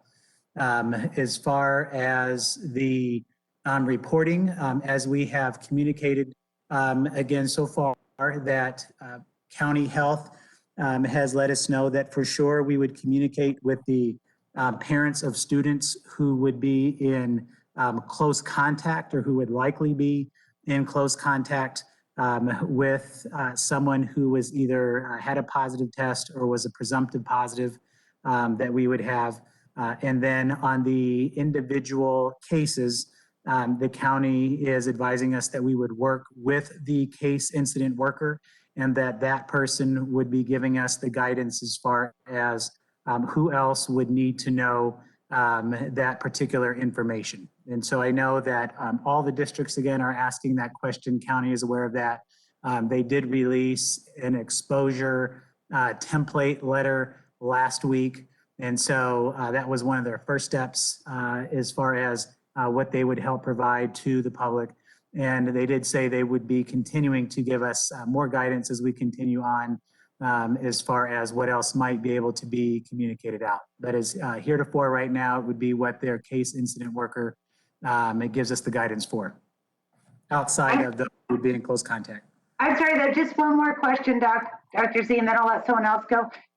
Can you pull up the slide with the green and the yellow where it has check marks, what you can do if you're in the yellow? Because this matters, because we're getting inundated with emails, so I'm not trying to be contrary here. Right here.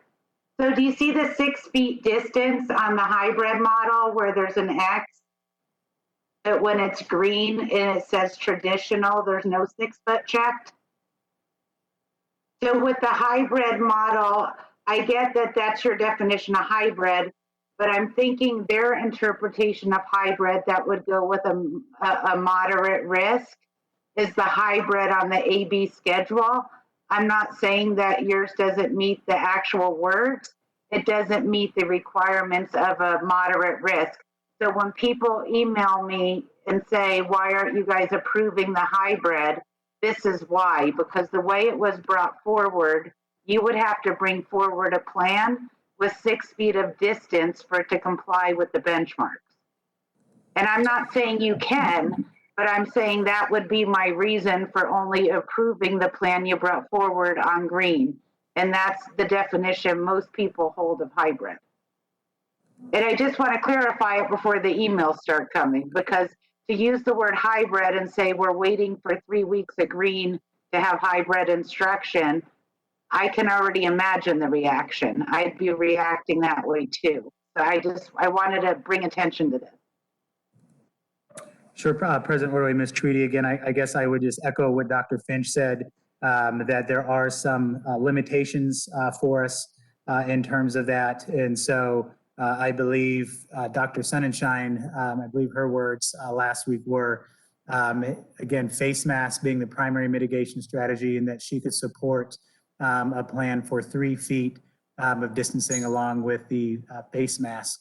And so if it's in the moderate category, for sure that is something that we are communicating with our principals, as I talked about the model schools, is to do as best as you can to ensure at least the 3 feet and then up to the 6 feet or more in those situations where it's possible. And some of this depends obviously too on the enrollment in terms of how many students do end up selecting to come back for the in-person experience. Okay, so Ms. Tweedy, I'm going to give the other board members an opportunity. I don't see anyone on the chat box, but is there anybody else that has a question?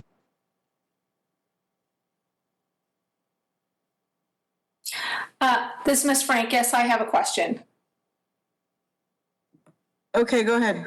Okay, so am I understanding correctly that when students return those students who return to in-person learning, we anticipate that some of our students will return to in-person and some of them will remain online? Am I understanding that they are going to stay with the online students will stay with the teachers they're currently with, and those teachers will be teaching both in person and online?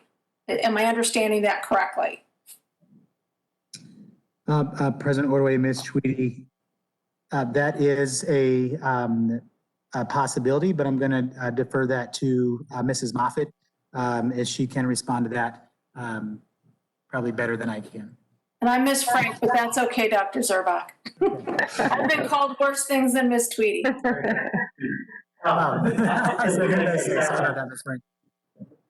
So Ms. Frank, that is a possibility, but that is not decided. We are first looking at what the learning models are going to look like. So Dr. Galligan and her teams are currently looking at what options are. And we also intend, based after the board weighs in or makes a decision on when we might be returning, we will be able to deploy surveys to our parents and get a good, as solid of an idea as we can on how many of our students will be returning to us in person and how many will remain online. Once we have that information, we will better be able to decide if we have the capacity to run two separate models, or if we don't, in other words, if we have the staff to run two separate models and including the free learning space while we're running this phased in model at the same time. So in other words, if we do phase in K2, then that means 312 potentially need a place to be. And so we would also need staff for that location. Okay, so I do have a follow-up question on that. So I know I've received emails from several employees who are at high risk for COVID. They have doctor's notes. They've gone through the ADA process earlier in the summer, and they were under the impression that they would be teaching only online. So what happens to those employees who have gone through ADA, who were prepared to teach online, if the scenario is we don't have the staffing to support both? So what happens to those employees? Because there's understandably a great deal of anxiety with individuals, with our staff who are in that particular situation. It's a very good question. And so there will be potentially opportunities still for some online need, even if we don't offer both programs. So there could be some availability still there for teachers that did already qualify to go into those positions.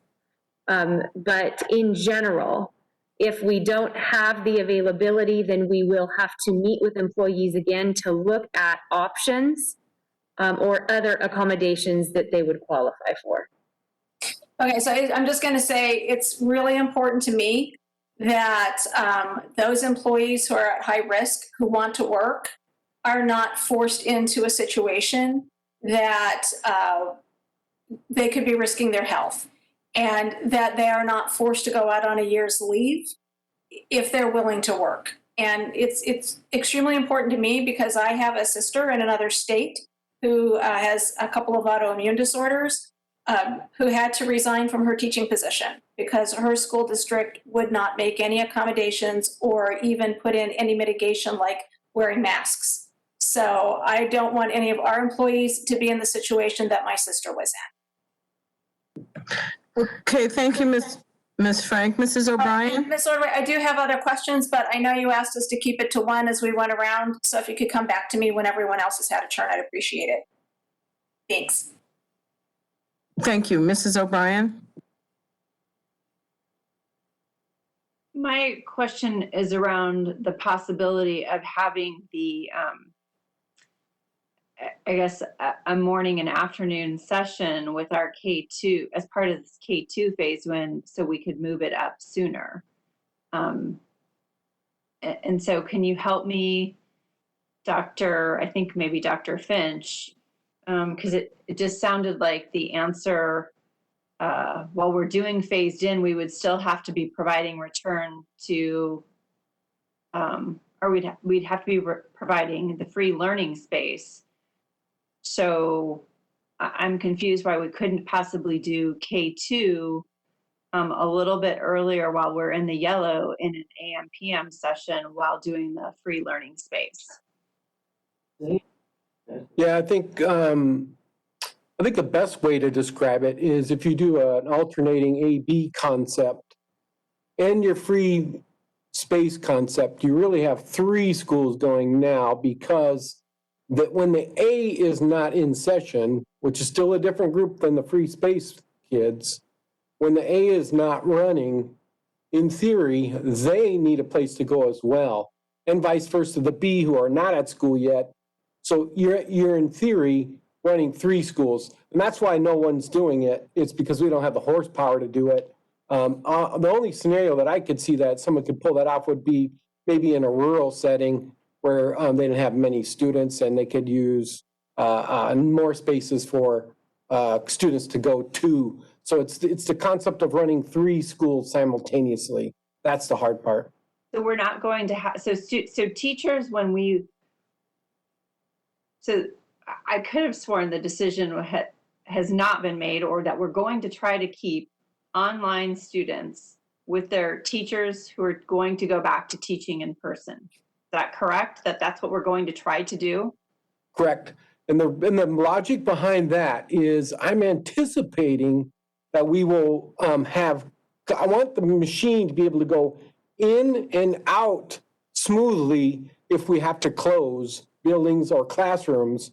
Therefore, the kid continues to stay with the teacher, which is really a social emotional concept of taking care of the students' well-being as they transfer in and out of school, assuming we don't go green all the way to the end of the year.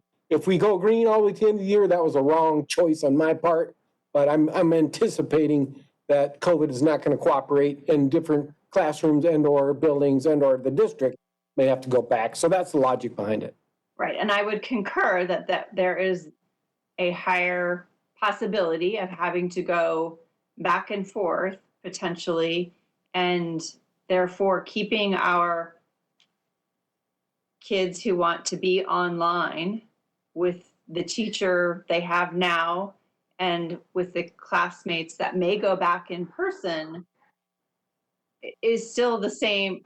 I still think we're talking apples and apples, yet when I talk about my example, you say we have to run 3 schools versus what I think I'm asking for you to do the very thing you're planning on doing, only doing it a little bit earlier. So with our K2.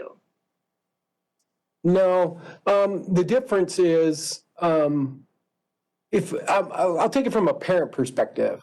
Okay. If I'm going to drop Johnny off at 8 a.m., I'm not going to want to come back at 11 and pick him up. So I want you to take care of him from 12 on. He's in the A schedule. So the A schedule has to have another place for them to go because the Bs are coming right behind them. And in theory, the person who has a B student would say, hey, I'm going to drop mine off at 8 as well because I need to go to work. And so I need a place for my B to go all day.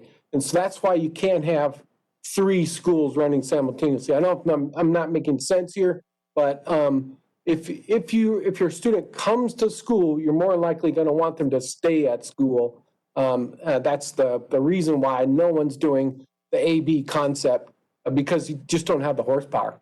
And so I guess then what I would want to know in our K2 is how many parents would be willing to come back to school and not have that additional care. Yeah, that'll be part of our survey that we send out on the 14th. Who's going to use transportation, who's going to stay, who wants to be all day, that kind of stuff. But I just don't, I don't like that model. I don't think it has merit. I think it's too tricky, too complicated, and we don't have enough horsepower. We have looked at it. I've done the math, and it can't be done unless I'm missing something. I also want to be in the green before I start school. I don't want to start in the yellow. I think it's too risky to start in the yellow and still have enough staff to run the machine. So that's why I'm leaning towards starting in the green first, like many of my neighbors are doing. I understand the riskiness of potentially starting in the yellow if we cannot split our kids in half. I guess I just would, we hear from a lot of parents, and I would be curious how many would take, who would not require additional care if they had the option for their child to be back in school at least part of the time for that in-person learning, especially for our young kids, K1 through K2. Ms. O'Brien, if I could just jump in for 1 second too, I'll add on to something that Dr. Finch alluded to in that particular scenario of the two groups. So, and then there's the third free safe learning space group. But let's also talk about in the A and the B group, there could be students that are in that still free safe learning group. And by the state order, we do have to provide that for them during the regular hours that we have. So and that gets into the staffing conundrum there, is that there's just not enough staff because we would have to provide that during those hours. So even if there would be, right, Ms. O'Brien, like the way you talked about, if there were parents that did say we don't need those extra hours, for those families that do need it and are doing the free space, we would have to provide that during that alternate time if they're not there. Yes, Dr. Zerbach, I understand that. If it's already service we're providing to some parents, I understand what you both are saying. Thank you.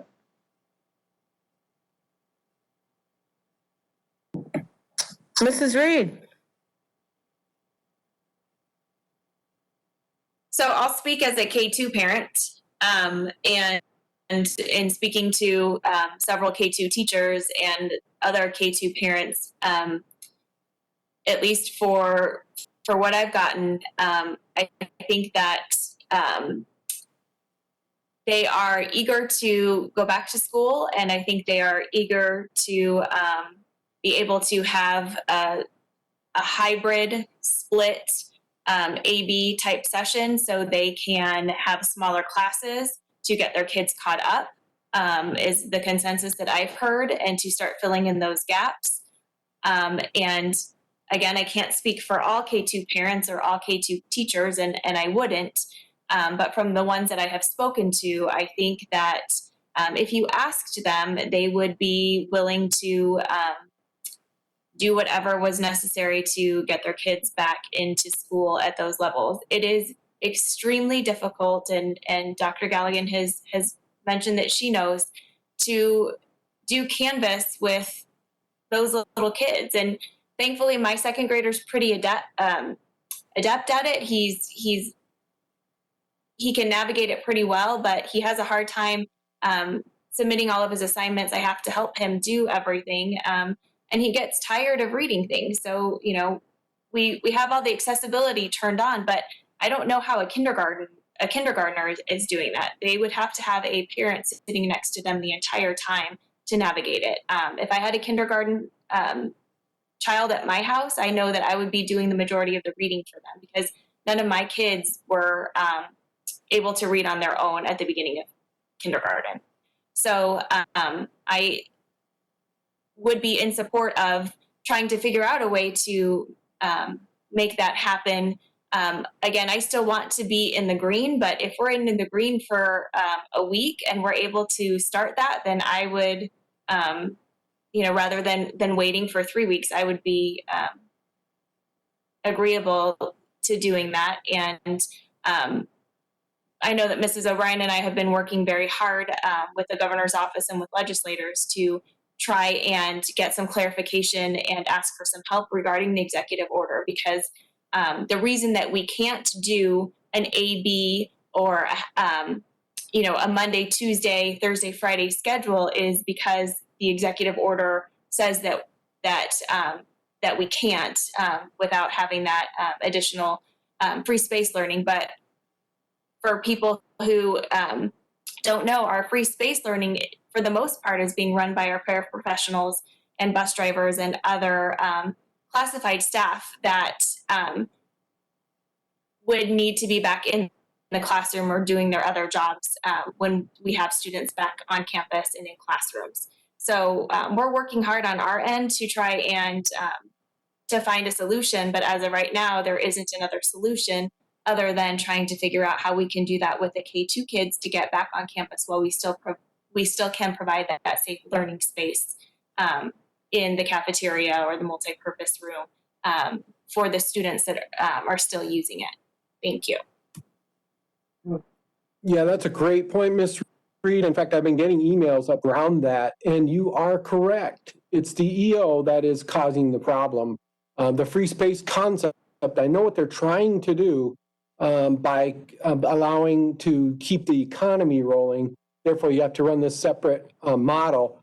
That is the obstacle. And so what a parent can do, or what a staff member can do, is continue to let the governor's office know. I've contacted them at least 3 times and talked to people directly explaining the problematic part of that EO. And they understand that, but they also have some pressures probably from other sources on them to provide that option. So letting the governor's office know that that is not helpful to what we're trying to do, and it's making it a lot more difficult, would be helpful to Deer Valley.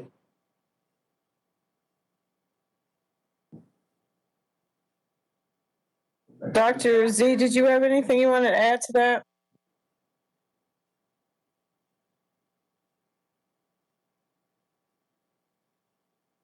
No, ma'am. Okay. Oh, Jim, your face is like getting really big. Did you want to talk? Okay, Ms. Frank, go ahead. Okay, so just to follow up on the comments and questions about the safe learning spaces, which employees are supervising the safe learning spaces?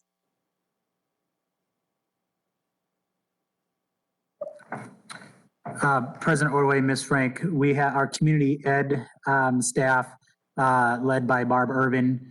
They have site leaders, Ms. Frank, at each of our 6 free safe learning sites. And so those site leaders exercise supervision of the staff that's there. They also have the support of building principals that are there as well, but their supervisors are the site leaders that are there. Okay, so do we have some of our bus drivers supervising those students? Some of our classified? Okay. You're supervising, meaning they're watching out for them, right? So they're in the rooms. In the rooms. Their Yeah. Zooms, things like that. Okay. And so are the students in those safe learning spaces primarily on their Chromebooks or their devices, accessing the courses on Canvas like they would be at home, except that they're in a classroom with supervision, not at home with their parents? Is that correct, how that's? Yes, that's correct. Okay.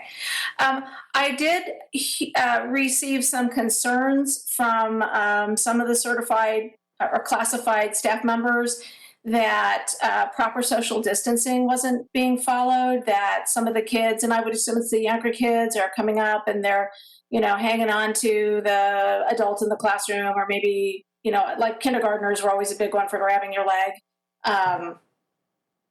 So if someone could follow up on that, because I know with the younger kids, I was a classroom teacher, and younger kids, they want to feel like they have a relationship with the adult in the room, and it's important. I mean, it's hard, especially for the younger ones, but that social distancing for the safety of the employees really needs to be maintained.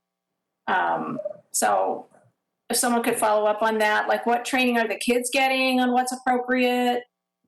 So if someone Sure, could I follow can- up on that, I'd appreciate it. I can follow up on that, Ms. Frank. I have not, no one has come to me with that concern. And so you could help me as well by reminding the folks to, if they haven't already, making sure they're voicing that to their site leader Okay, and Barb as well. That Okay. would be great. I can Okay. follow up with Barb Irvin, yeah. perfect, thank you. And I, you know, especially being your kids, they're very impulsive. And this is just a very strange and difficult time for everybody. And it must be especially confusing, especially for our K2 and even our 3rd and 4th grade students. Let me think if I had another question.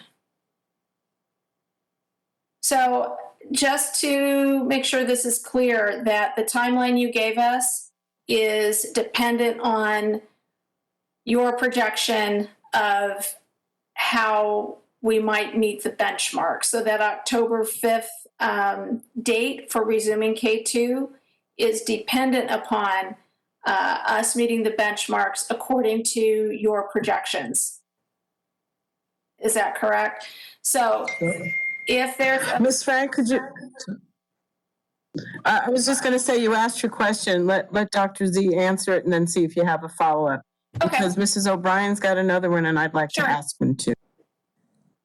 Sure. So your question, Ms. Frank, is the scenario that we gave. I can go to that slide here. Let's see. So this scenario is built, Ms. Frank, upon the data dashboard updates on the green. If we were to meet those dates that were in the prior slide here, it does not necessarily completely exclude. So in terms of if the numbers came back in the yellow in a certain category, so say it was 15 on the case count in one of the weeks. So maybe we were all in green and then maybe we went to a little bit higher in one of those numbers, again, like 15 or say 5.5% on the percent positivity. That would be something that we would want to consult with county and consult with ADHS to see what guidance they could give us. They did let us know that sometimes there are situations that they are aware of that we might not be aware of in terms of why numbers would switch back in a different direction. And so because of that, they would still perhaps advise us that you can continue because that is a specific situation that's causing that. And perhaps then conversation, of course, with Dr. Finch and you and with the guidance of the county, we could adjust that layered in piece. But yes, that scenario that you are presented there is based on a projection of the data dashboard updates being in the green. Okay, I just want parents to understand that because obviously I really hope that the numbers continue to trend in the direction they're trending now and that we can meet those dates. But, you know, as other businesses begin to reopen, that could also affect case counts and COVID numbers as well. So I just want parents to understand that that's a projection. So thank you for clarifying that. Thank you, Ms. Frank. Mrs. O'Brien? I appreciate the update about testing. So has the district decided to move forward with providing testing in our district? Are we moving forward on that? President Ordway, Ms. O'Brien, yeah, that was a question that was posed last week. And we are still looking at that option.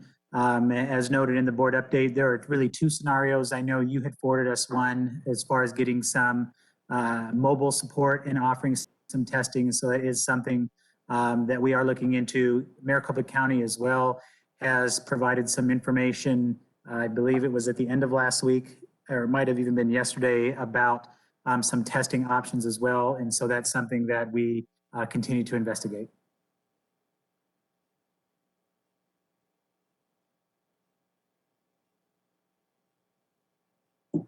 Okay, go ahead. Go ahead. Mrs. O'Brien, were you done? Okay, I've got a couple of questions.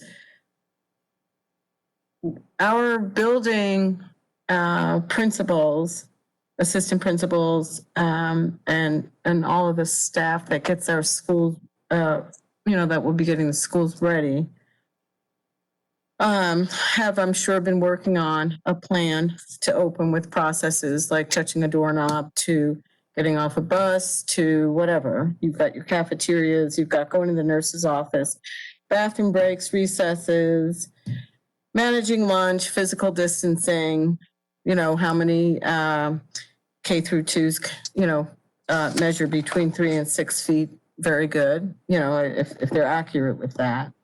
How many variations we have to wearing masks, what would be the reasons why you wouldn't have to wear a mask.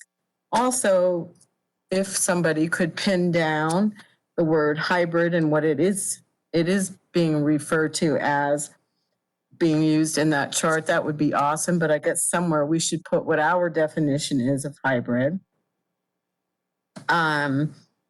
Opening the schools up is of the utmost important to our students and to anyone that's involved in going, oh my gosh, I can't believe I'm begging for school to start, right? However, what we want to make sure that we're doing is not going to open it so we can close it again. So making sure we do have everything in place, the processes, the products in place is important. I think we've got to start somewhere. We started in the summer with our summer camps. We now have, I think the chart said about, what was it, 1,400 kids all together on that. I think I just made that number up, but I think I'm close. So we are learning things that we can do, that we shouldn't do, that we should do. So in order to open up, we do need to make sure that we've given our staff enough time to get their classrooms ready, so on and so forth. So Gary or Dr. Finch, whichever, or Jim, or all of you in a chorus could answer this. If we had our green starting today, say the green, and then we have another week and another week, although we'll be watching other school districts that have opened. The earliest we would be able to open would be what date? Just say that for 3 weeks from this date, we were in the green. What would the earliest that would be actually prepared to allow students in our classrooms with the hybrid model, the K through 2 model? So, President. Sure. I think Gary was going, Dr. Z was going to jump in there. Or do you want me to jump in there? I can start, and then why don't you jump? Don't fight over it. Somebody can answer. So let me start at it from this angle, President Ordway, and then you can let me know if you are asking it in a different way. But we need about 3 weeks from any point in order to ramp back up when you think about surveying the students and their families to know who's coming back. Mrs. Moffitt needs time to work with the staff, the teachers, the classified staff in order to notice them and to have time to receive back any information from the staff about folks who will not come back or having questions about coming back, because we will need to be ready for the students when they come back. And so that will take human resources and our campuses some time in order to identify that particular staffing. And so that particular time frame, again, we have identified as about 3 weeks for us to go through.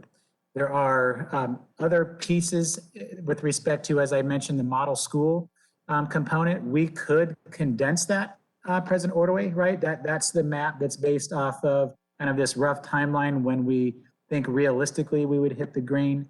But we could look at condensing that if we needed to. But we probably would need, again, I would say at least 3 weeks or a good 3 week time frame in order to get the information back from the families and also the information back from the staff in order to make sure that we have in place what we would need when the students would resume. Jenna, would you echo that? Or Jenna's over here, she's nodding her head. affirming that. Dr. Finch, anything else you would add on to that? No, I think to answer a specific question that she asked, if you do the math, the earliest I see would be September 29. And that's a day, I think we have a 28th must be a holiday. And so it's probably more realistic to be, or fall break, yeah, be more realistic, probably to be the 5th. Just doing the 3-week green concept that Ms. Frank was talking about, Ms. Tweedy was talking about. So 29th is super optimistic. October 5th is probably more realistic. And then to Dr. Z's point, we could bring back the kids sooner, but that's not what I'm recommending. As Ms. O'Brien is saying, I've never called it hybrid. I've always said it's a staggered approach, or maybe phase in, as she suggested, maybe a better title for it. But we could compress it as well if the boards wanted us to. But again, I think we need to go off of kind of the plan that's in front of us and then say how you want to tweak it. But I'm saying the earliest to start the stagger would probably be the 29th of September at the earliest for the optimistic, but probably the realistic date is probably the 5th.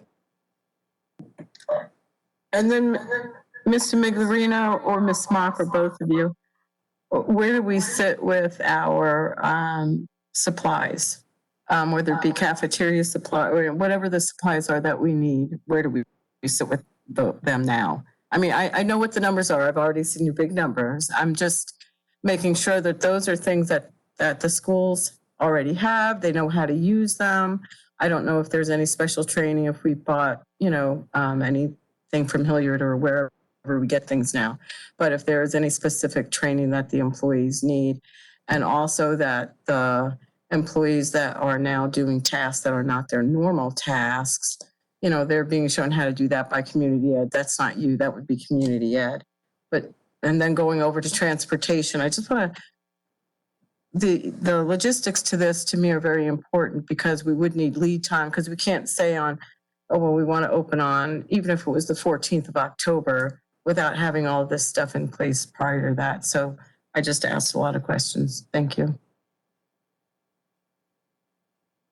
President Ordway. Sorry, Carrie. I'll take a stab at that. We have actually several training videos. All of the materials that you saw in the PPE slide, schools already have enough of those items for the staff that are on their campus right now, and we have additional items on hand in order to distribute before the students come back. When it comes to cleaning protocols, we have handed those out to principals in our weekly meetings. We have them posted in a shared file where they can access them now, and we'll be posting them to the portal soon. In addition to that, we have training videos for the number 25 sanitizer and the number 24 disinfectant. Our transportation department announced to us last week that they actually prepared their own training videos as well for cleaning and sanitizing the buses at the end of the route.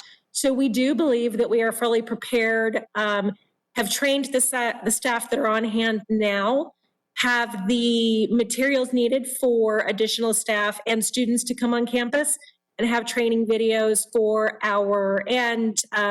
protocol documents for not just our custodians anymore. We've actually distributed those items pretty much to anyone who might use a number 25 sanitizer anytime during the school day. And Jenna, or I don't know if I'm sure you're collaborating, but the protocols and the processes that will be used by certified and classified for those that haven't been in school yet, and certainly for all of those who are going to have kids again, we have the lead time would be for that training also. But Yes, President Ordway, that is what we're currently discussing, the amount of time that we believe that the team would need to be appropriately ready to begin school on the first day. So right now, what we usually have is around 3 days of preparation. We may need more than that.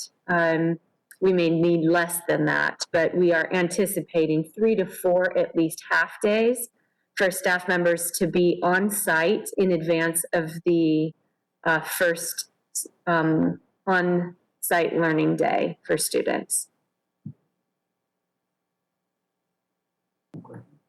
Okay, thank you. And Darcy, you have another last quick question?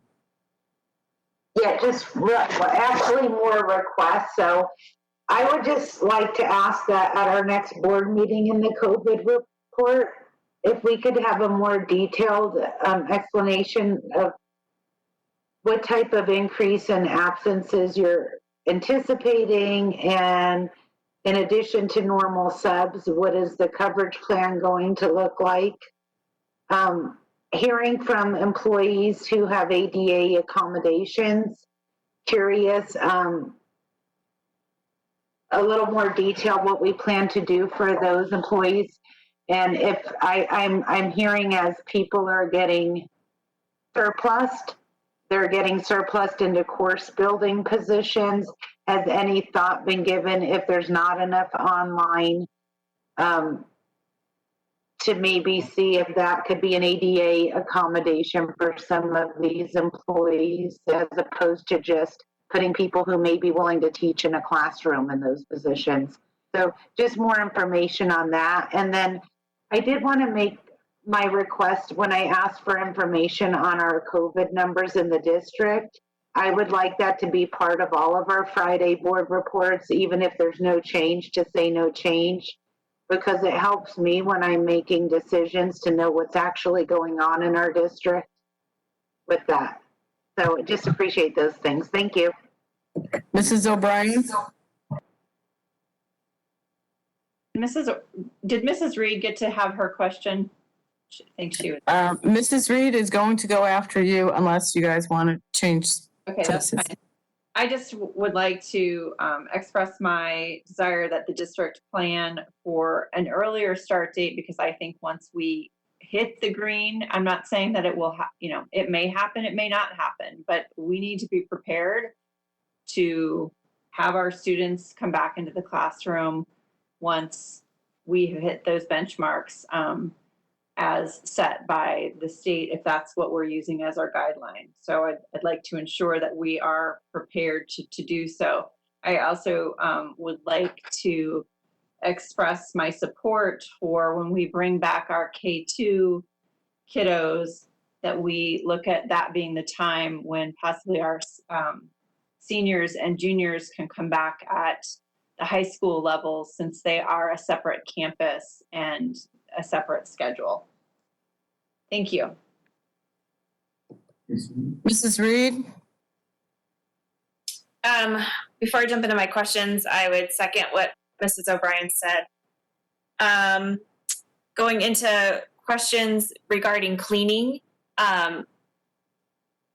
do we have a plan B for custodial staff or positions that are not filled currently, or if we have custodial staff that is not able to work because they are out?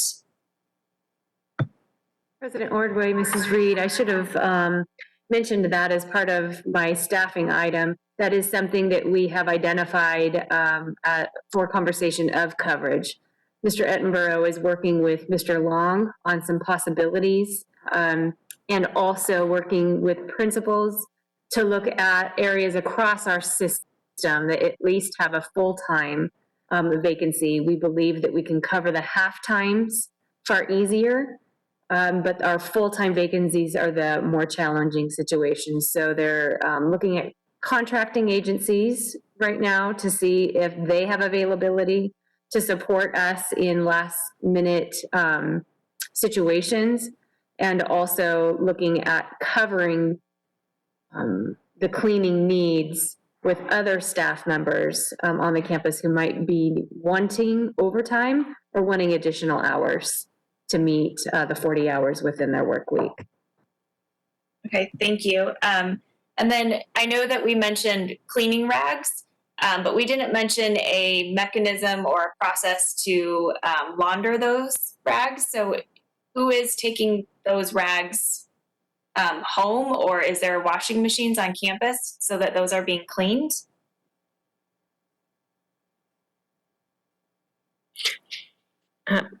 Mrs. Reed, each campus actually in the kitchen is already equipped with a washer and dryer for some of their kitchen supplies as well. We even have one here at the district office.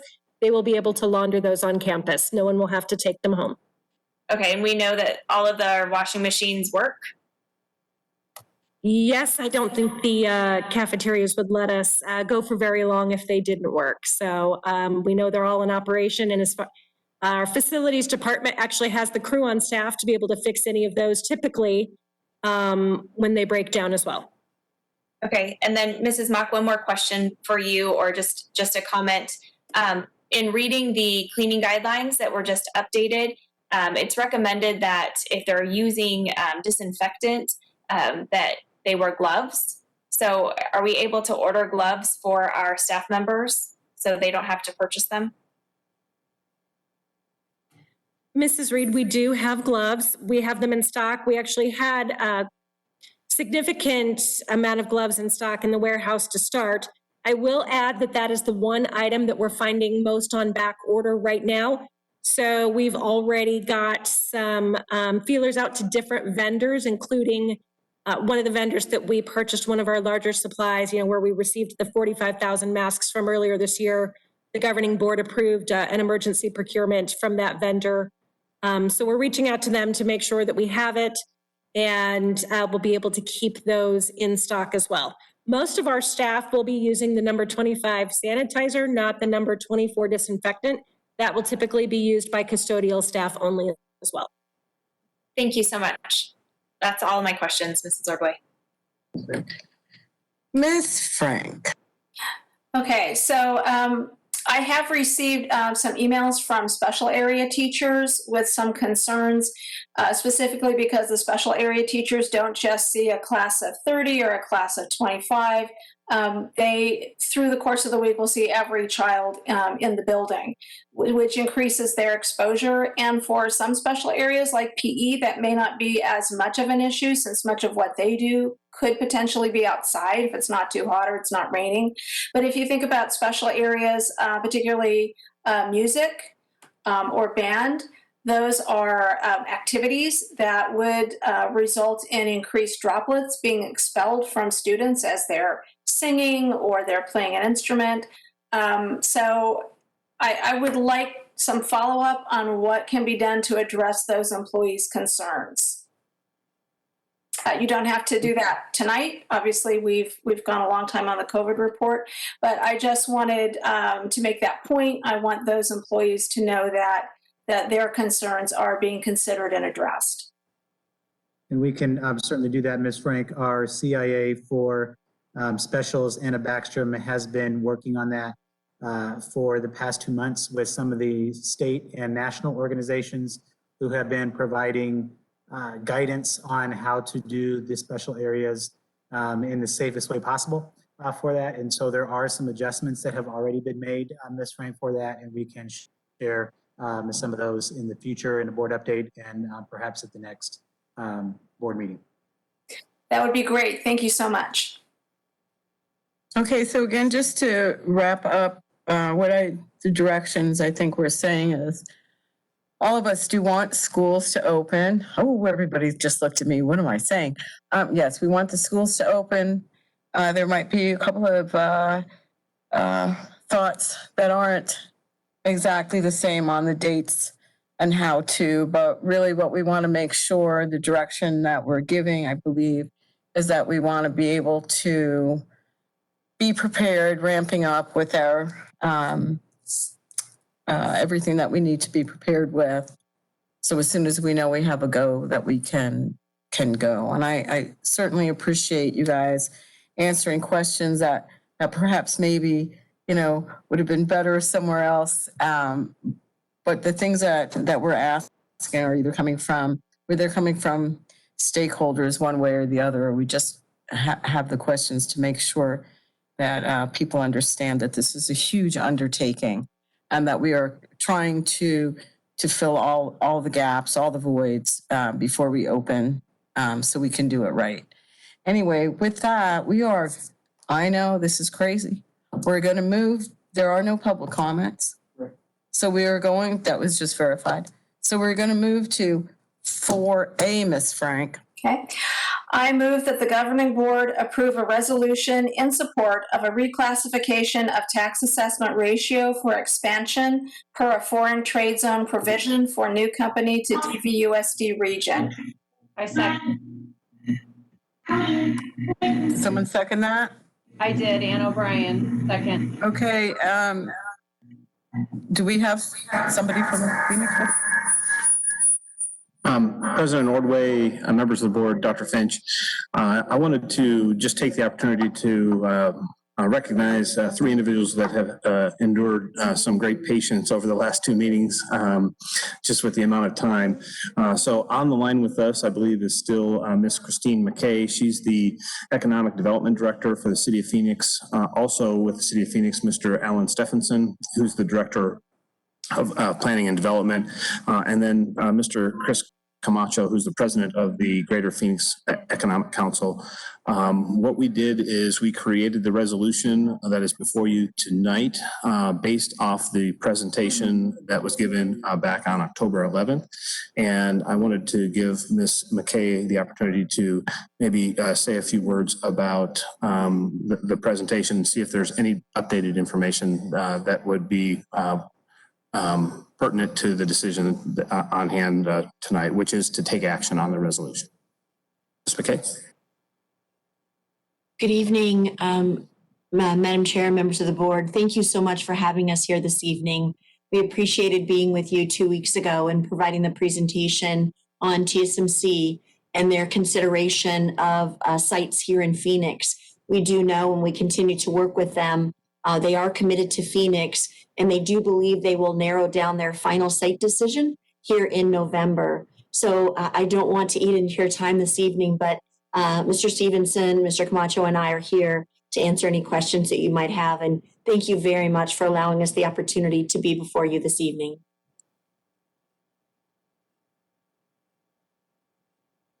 I don't see any questions, but I appreciate the fact that you're enjoying yourself.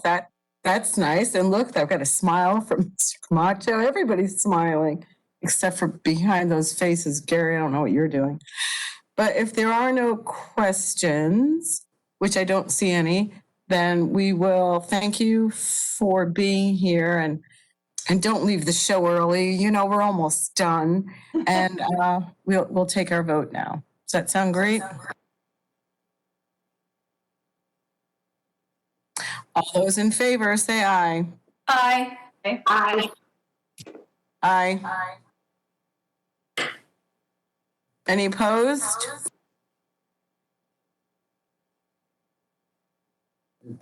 All right, well, thank you very much. I believe that passed 5 ayes and 0 nays. Thank you very much. And like I said, enjoy it. Thank you, Madam Chair. We appreciate your time this evening. Thank you. Thank you, and it's always our pleasure to have visitors at board meetings. Bye.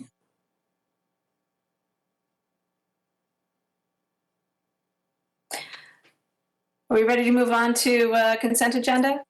Yes, ma'am. I move that the governing board approve consent agenda items 5A through 5J. I second. All those in favor say aye. Aye. Aye. Aye.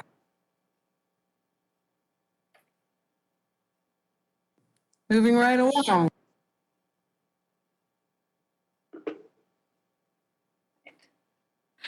Oh, excuse me, I have a little visitor here. I move that the governing board accept the administration's recommendation to pre-approve the addenda as presented. Second.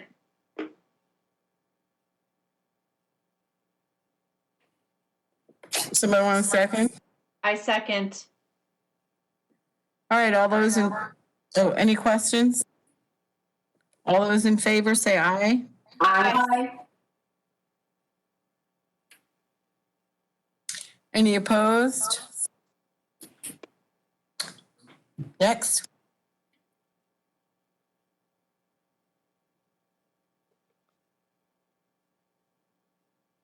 Sorry, I have a little distraction here. I move that the governing board accept the administration's recommendation to approve the reciprocal easement and parking agreement between Deer Valley Unified School District and the Sonoran Foothills Community Association. I second. All those in favor say aye. Oh, Mr. Migdarino, I'm so sorry. Go ahead.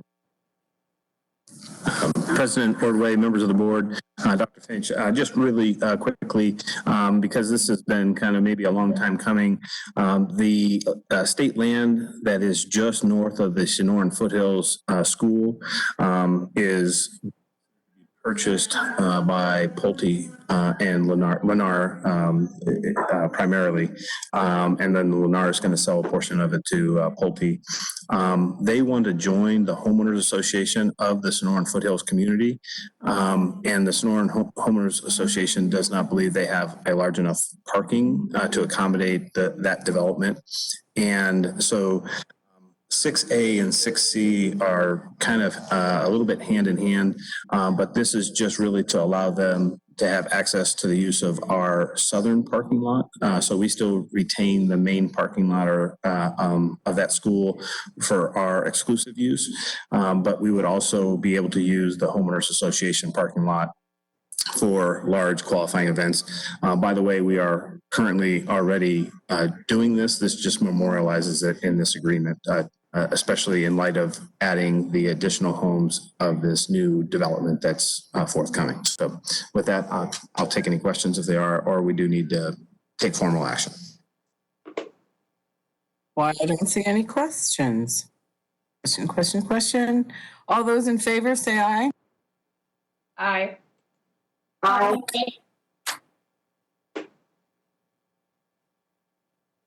Any opposed? All right, moving along. I move that the governing board accept the administration's recommendation to approve the revised voluntary developer per unit agreement with Lennar Arizona Incorporated and Pulte Home Company LLC. I second. And Jim, you just explained that, correct? President Ordway, members of the board, Dr. Finch, yes, the one difference here is it does include now the agreement was originally with Lennar that was approved back in April of 2019. Will now include Pulte because they are selling some homes to Pulte to develop. So that's one of the major revisions.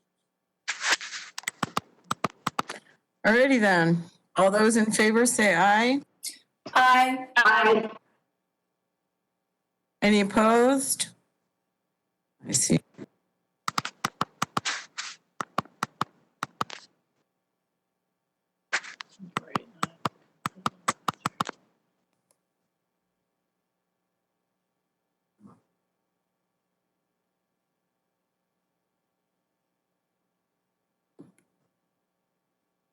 Is that you, Jenna? 7A? That's me preview of two policies that ASBA is recommending, and we support their recommendation to you. The first one is a revision to sexual harassment policy, ACA. It's a basic adjustment. If you had the opportunity to look at it, we provided it to you in the update. This basic adjustment provides a an updated definition that aligns with the EEOC's definition of sexual harassment, which we believe will be helpful, of course, to us when we do investigate situations that occur within the district. If they were to also be filed at the EEOC, we would not need to conduct a whole new investigation because it would be in an alignment. So that is why we recommend that we adopt ASBA's policy for ACA. And then, looks like we're still looking at the PowerPoint, but I'll jump into the next one. The next one is under Title IX, sexual harassment. If you had an opportunity to look at that one, you'll see that it is new and has a lot of information built into it, including as part of the regulation and the requirement of the policy to assign a person at the district who will be the coordinator of Title IX, so that if there were any concern regarding discrimination and it related to sexual harassment, then we would follow the processes outlined here. And that is because we are an institution that receives federal funding, and because we fit underneath that qualifier, we do are required to follow all processes outlined in Title IX under sexual harassment. And that's it.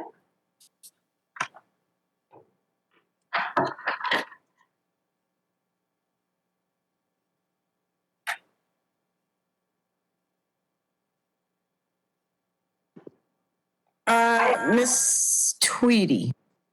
So I don't know if I misunderstood you. Are you saying we need a new coordinator just over sexual harassment? No, what the policy requires is that we identify in our district, I believe likely for reporting purposes, or if there were any auditing necessary. So sometimes, like this last year, we had a district-wide audit just to make sure that all of our processes were in place. And that includes anything that needs to be posted for like equal employment opportunity and so forth.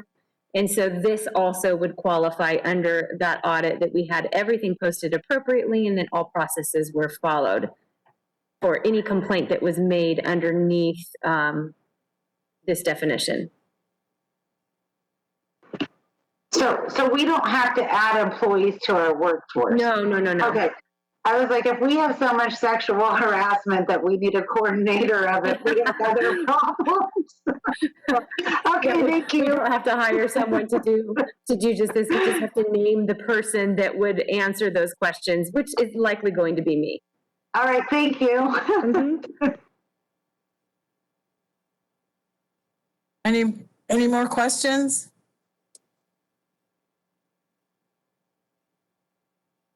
All right, seeing as there are no more questions, let's go to 7B.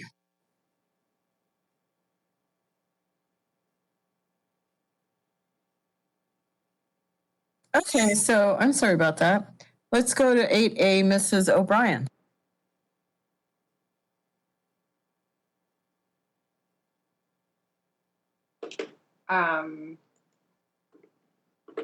The Arizona School Boards Association Legislative Chair or Legislative Committee has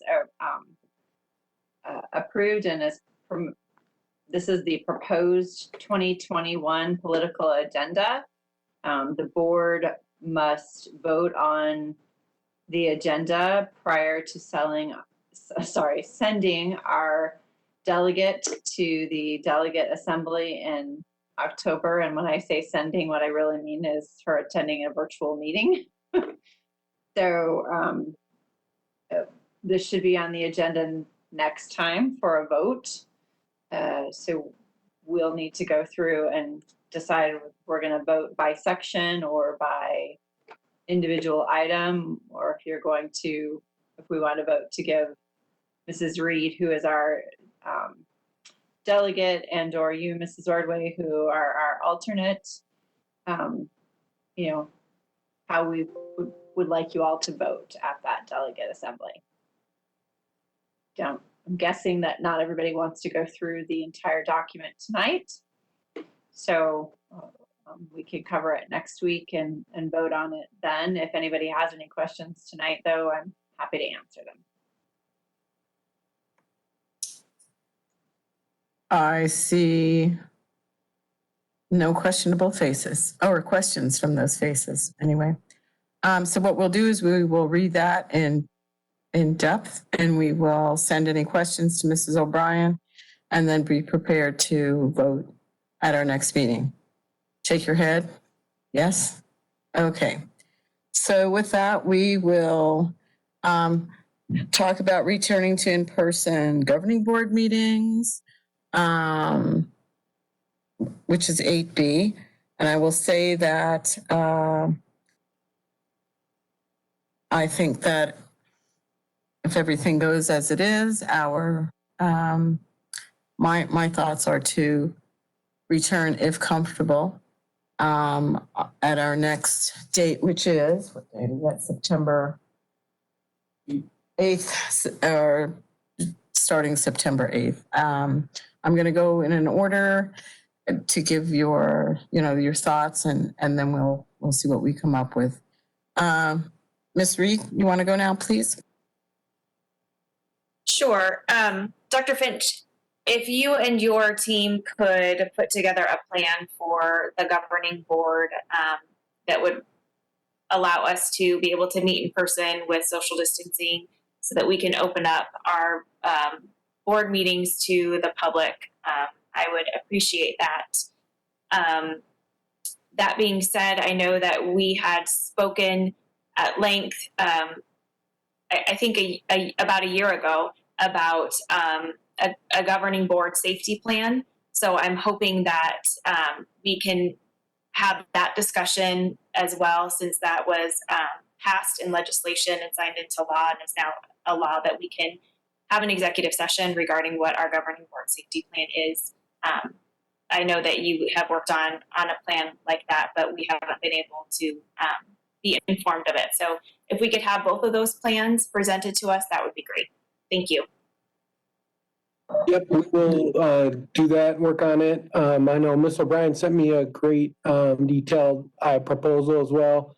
We're heading in the same direction thought-wise. I know some of our neighbors have worked on some concepts that may allow us to get back together. But yeah, we'll get working on that.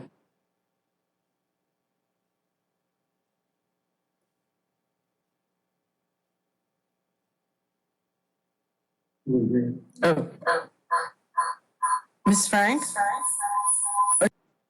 So when you say return in person, I'd like to know specifically what that's going to look like, because the last meeting that I attended in person in June was not open to the public, and we were socially distanced. We weren't up on the dais. So, I would need to know for myself, what exactly is that going to look like? Because I know right now, all of the courts, they're all on virtual. There's not, I don't think, any in-person. If you're going before a judge, you're going on a go-to meeting or a All right, September 22nd. So I need to know what that looked like. Okay, so I guess I'm talking about having in person. They would have to figure out what the square footage would be and how many people would actually be able to attend from the community inside of it, because we would take up the whole central governing board meeting in order to give us the physical distancing.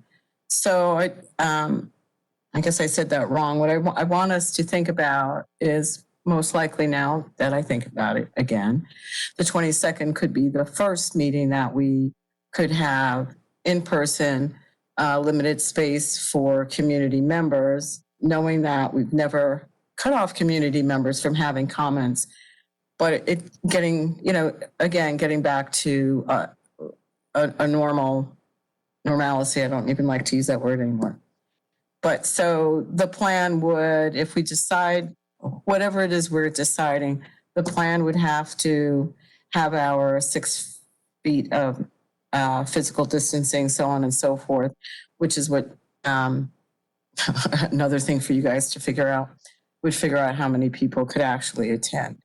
So with that, Ms. Tweedy?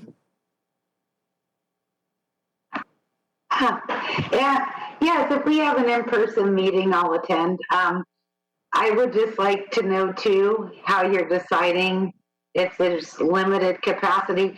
Normally we don't pack them in. I mean, normally this hasn't been a problem, so people don't really enjoy coming to our meetings, but there seems to be more interest in attending, and no matter what decisions we make now, there's going to be a lot of people wanting to show up and talk about it either way. So I just want to know an equitable way to invite the public, or the legalities of that, so that it doesn't look like we're picking and choosing who's coming to the board meeting. Or Well, it'll always look like we're doing something. For those that didn't get picked, my God, get picked to be at the board meeting. That's awesome. I'll give No, up my seat that for would them be to sit something that Dr. in. Fitz's team can figure out, and they can also talk to the other districts that are opening. Okay, but yeah, if we have our next Mrs. meeting in person, O'Brien. I'll be there. Mrs. O'Brien. So I'd like to see us have our next meeting September 8th in person. And if that means that it's, just restricted to us as it was prior to July when we went virtual, that's a good start for me, where we're all 6 feet apart like we were up through June. I would prefer, I think that other districts have opened up and are doing the social distancing between their seats, limiting capacity.